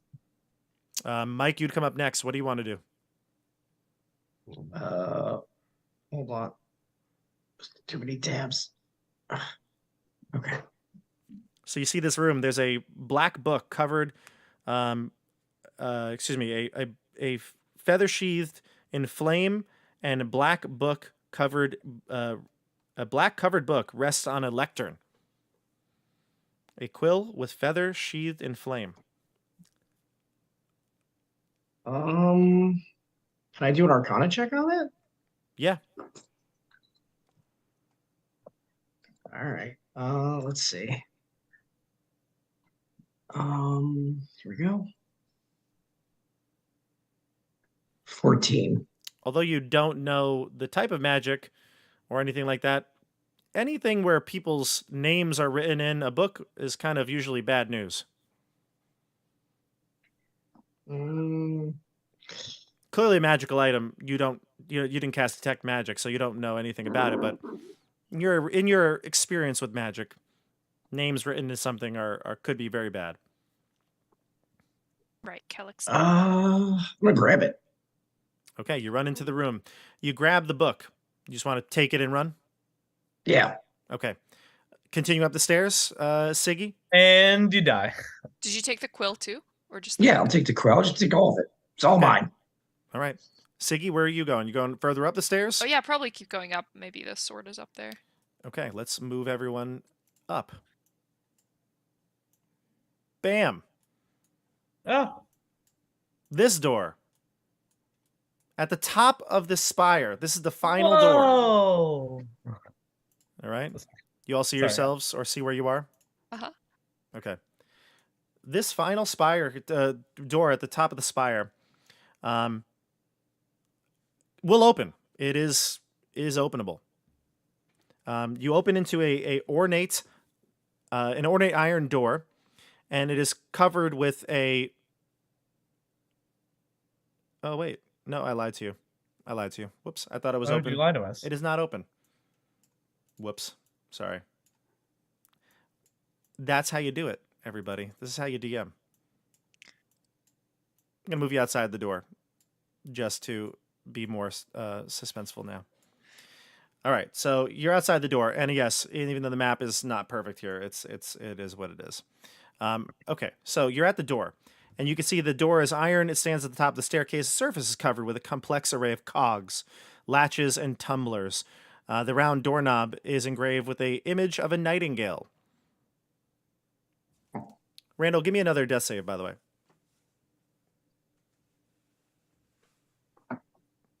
Where is Boomy when you need him? 15. All right, so far 2 successes. Siggy, you get to the top first. What do you do? I'm gonna try to open this door with sleight of hand. Go for it. I suppose. Yeah, is that what I would use? Sleight of hand. So yeah, so it is locked, and you can Uh-huh. see that these you can pick a lock here clearly, but Uh-huh. these gears, these built-in mechanisms, they all seem to be a complex lock within itself. So it's going to take you time. You'd have to Okay. unlock all 8 of them. I will try. Am I allowed to use sleight of hand for this? You could. Okay. All right. I'll try that, but I'm gonna do it with my mage hand in case there's magic. 'Kay. That could harm me. 22. That's a success. Okay. Do I go again or wait? So you could pick all the locks if you'd like to, but Yeah. it's going to take time. Obviously, eight locks would take some time. I don't think I have another choice. Okay. Yeah. I'll keep trying, I guess. What should I do? Like, should I just keep doing this, or do I need to wait for other people to go? You do not, but if anybody else wants to help, you can. I'm gonna go through the book and look at the names. Sure. Okay. Rowan, help me. Yeah. And I like scurry 26. along. Yeah, so while you two are trying to unlock all these mechanisms, Mike, you open the book. And inside the book, front cover of the book is embossed with images of the lion and the hart, 2 animals you've seen reoccurring throughout this entire palace. And when you open it up, you can see that the names, there are just plenty of names. It's like page after page of names. It's a long list, and it fills the entire book up. It belongs to different fairies, based on the names that you've seen here. You see Rowan's name most recently written into it, and looks like there's some clarifications here. Library is written next to him. All the rest of them don't seem to have any clarifications, but yeah, the handwritings all also look different. The most recent entries, aside from Rowan, would be people like Kellic, Zarak, Zargash, Warduke, and Skyla. Rowan's name is in there. Yes, he's the most I'm gonna recent write one. my name in there. You write your name. What do you write exactly? I write Professor Oscar Tennant. And Mike, is that your true name? Yes. The door that they're trying to unlock, all at the same time, unlocks and opens for you. And now you can enter into this room. I'll move your tokens in. Do we get the sense that it opened because he wrote his name in it? I don't know that you knew he was writing his name, like he's behind you all and he's describing, but you were trying to get these locks and you got 2 of them, right? Rowan got one, you got one, you were on your 3rd, and Rowan was working on the 4th. And then all of a sudden, all of them started to unlock, making that clicking sound, and then the door opened for you. So I don't know if you would be able to tell, but something did. It worked automatically. Okay. So when you open the door, inside, you see a circular chamber illuminated by drifting balls of colored light. In the middle of the room finely forged greatsword floats Bobby? point upward. Yes. I'm going to go back and cross out all the names of all of the people who are currently trying to kill us. Gotcha. Okay. Is this Death Note? Gotcha. While you're doing that, trying to cross off the names, I assume Kellic and Warduke are the ones you cross off? Mm-hmm. And also Gotcha. the hags if they're in there.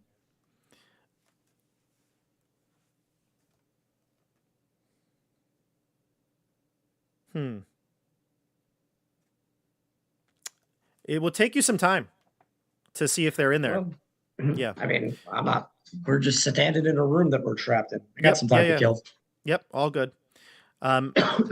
You see a sword pointed upward, 3 feet above a treasure chest in the center of the room. The magic that holds the sword aloft also rotates it slowly so that the blade catches and reflects the multicolored lights. I believe I have artwork for this, so I'm going to try to find it. What do you do? Well, one of you two could take it. I'm busy crossing names out. I guess I would fly up to it and examine it. Oh my gosh. Are we supposed to see the name of the sword? Yes, I think I told you the name of it last time. Snickersnack. Snickersnack. This is what Thinnings told you about. That's amazing. Well, if Siggy remembers that that's the name, she'll probably feel very comfortable with the sword because she loves snacks. And she might try to reach out and touch it. What's your alignment? It's a freaking great sword. Who the hell's going to be able to fucking wield this? What's your alignment? Siggy? Mm-hmm. Ooh, that's a good question. I don't remember. Let's see. Probably chaotic something, but I don't remember. Non-evil, I assume. No. Chaotic good, I think, was what it was. Okay. Chaotic good. You can take it, obviously. It's fine. However, it requires attunement. So you get the sense that you need to attune to this weapon. You need to take a moment. And I don't necessarily have to be an hour, but it needs some sort of acknowledgement that you're gonna take this weapon. So you grab the weapon, and as you do, you can feel the kind of the power or the weight, not really physical weight, but the weight that it carries. And it's you sense that this weapon actually is kind of like its own being. And you almost get like the sense that this thing wants you to do good with it. And this is all just from picking it up. That's it. Right? Wow. So, Okay. let's do this. So, you crossed off the names of those people, right? Mike, you already did it? Yes. Crossed them off? Yeah. Okay, and you're scouring for the hags. You'll hear the sword speak to you, Siggy, and just to you. And it says, "Hero, I am Snickersnack. I want to punish the evildoers who took this castle. Will you be my vessel?" Well, it's nice to meet you, Snickersnack. I don't know if I'm worthy. There are people in our party stronger than me, better able to wield a great sword like yourself. But if you think I am worthy, I will do my best. Oh my God. Always the small ones come for me.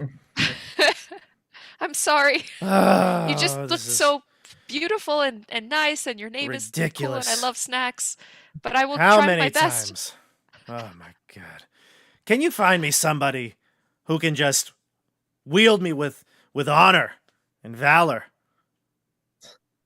Yes. Great. I can. That'd be great. But it's a snack. It's a snack. Don't you like snack? It's a pretty sassy sword. Can you just find me a vessel, please? Someone who can use me the right way. Yes. Yes, I have a friend in mind who can use you the right way, but Oh, great, a he's friend. gone at I've the heard this moment. before. I can't tell you how many times I've heard this before. Yeah, I got a friend. Yeah. Well, I'll look he's at not. the sword and I'll say, I think I could use that actually. Can you hear the Oh, sword? he can't, but it's all in your mind. But the Okay. sword is like, oh, please, yes, this one, yes, Come on, This hand one. me over. Oh, Yep. yes. Okay. Yep. I'll hand him over. Oscar, I think the sword wants to talk to you. I'm just gonna Right. pass I'll this take on. the sword. Take good care of it. It's a little sassy.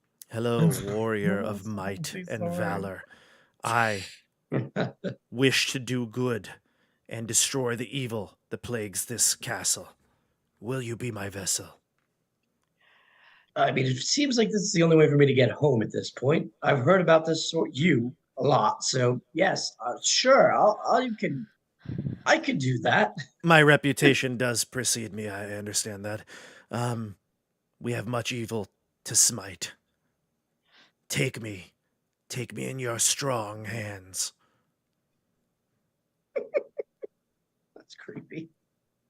This is a very oddly sexual sword. I will grab the sword by the shaft with both hands. Take Firm, Snickersnack. but tender.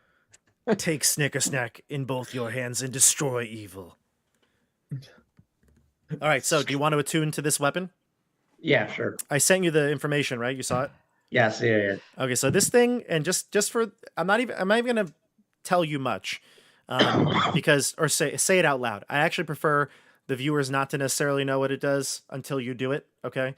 But you read them over, think about what you might want to do with it, and you just know that you sense the, like I said to Siggy, the power of this sword. It's immense, and it wants to do good. Its drive, its determination to slay evil is something that you are aware of. I'm not sure this thing exists on Roll20. I don't know if I can it add is, it to my inventory.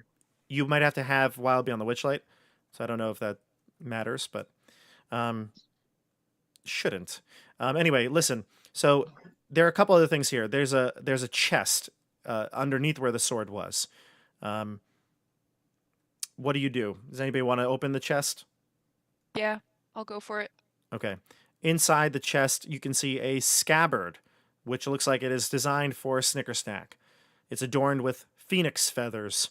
It looks like it would fetch you a lot of gold if you were to sell it. You also see a gold helm decorated with heart antlers and a shimmering silver cloak with unicorn embroidered on its platinum thread. Ooh, shiny. I'll grab the cloak and put it on. Does it do anything?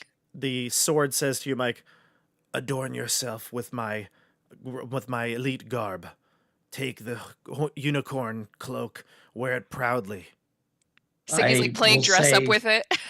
I said the sword's telling me I should wear the unicorn cloak. Oh, but I just put it on. Doesn't it look so nice? Rowan, here, you try it on. Don the helm of the heart. Covers my face. Don the helm of the heart, and you will truly be the warrior to strike fear in your enemies. All right, I will grab the cloak from Rowan and put it on. I'm just saying, like, what if you had like the 8-year-old? Yeah. And go ahead, sheathe me until I am ready to spill the blood of the evildoers. Sheathe. All right, I sheathe him. Is this cloak actually magical? I don't even understand what innuendo that could possibly mean. He just said the sheathe. Sounded like an innuendo. I really don't like that it's being vague about evildoers. I feel like this could turn at a certain point, and it's gonna. We're gonna find out some really weird prejudice of this sword. You're not evil, right, Mike? You're good. No, I am. I'm neutral. Gotcha. Fine.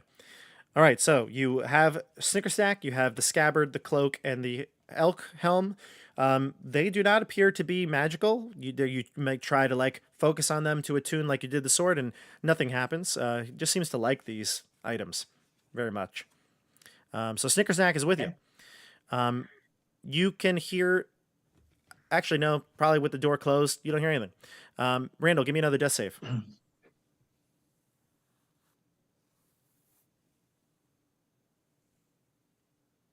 Okay, so you are stable. I mean, Borduke is standing above me with, and Pellic is right there too. So I mean, Yeah, no. I wasn't too concerned about my roll. I was more concerned about them stepping on my throat. Yeah, no. I understand you. So you. We're gonna pause it here, everybody. This is it. Oh, God. This is it. No. Okay. There's so much in the balance right now, but Randall, you are unconscious. You do not know where your body is right now. Everyone else, you're trapped inside the top of the tower. I mean, I guess purposefully done. And where is Boomy? This will all come to a head on the finale of The Wild Beyond the Witchlight in 2 weeks. Tuesday, the 29th of November. What's the day? The Guy Fawkes Day? What's that? Remember, 5th of November. 5th. People are not going to remember that anymore. It's going to be the 29th of November after the 29th, everybody, because it's going to be an epic finale. I'm not going to even, I don't think I need to tell you this, but spoiler alert, the hags are coming. Kellic is doing whatever he wants to do to Quentin. And yes, I really don't like that phrasing. Boomy will return. Joey, you'll be here next week, right? I'll be or here. 2 weeks, right? 2 weeks. We might have another guest or two. I don't know. We'll see. Or 3. Or 3. We'll see. But what I am going to do is next week, it's Thanksgiving, and we are going to take, like I said, 1 week off. And it's really not even, it's more just people couldn't be here for that when it's Thanksgiving, people traveling. We got people who can't play on that Tuesday. But we have, I'm going to be streaming.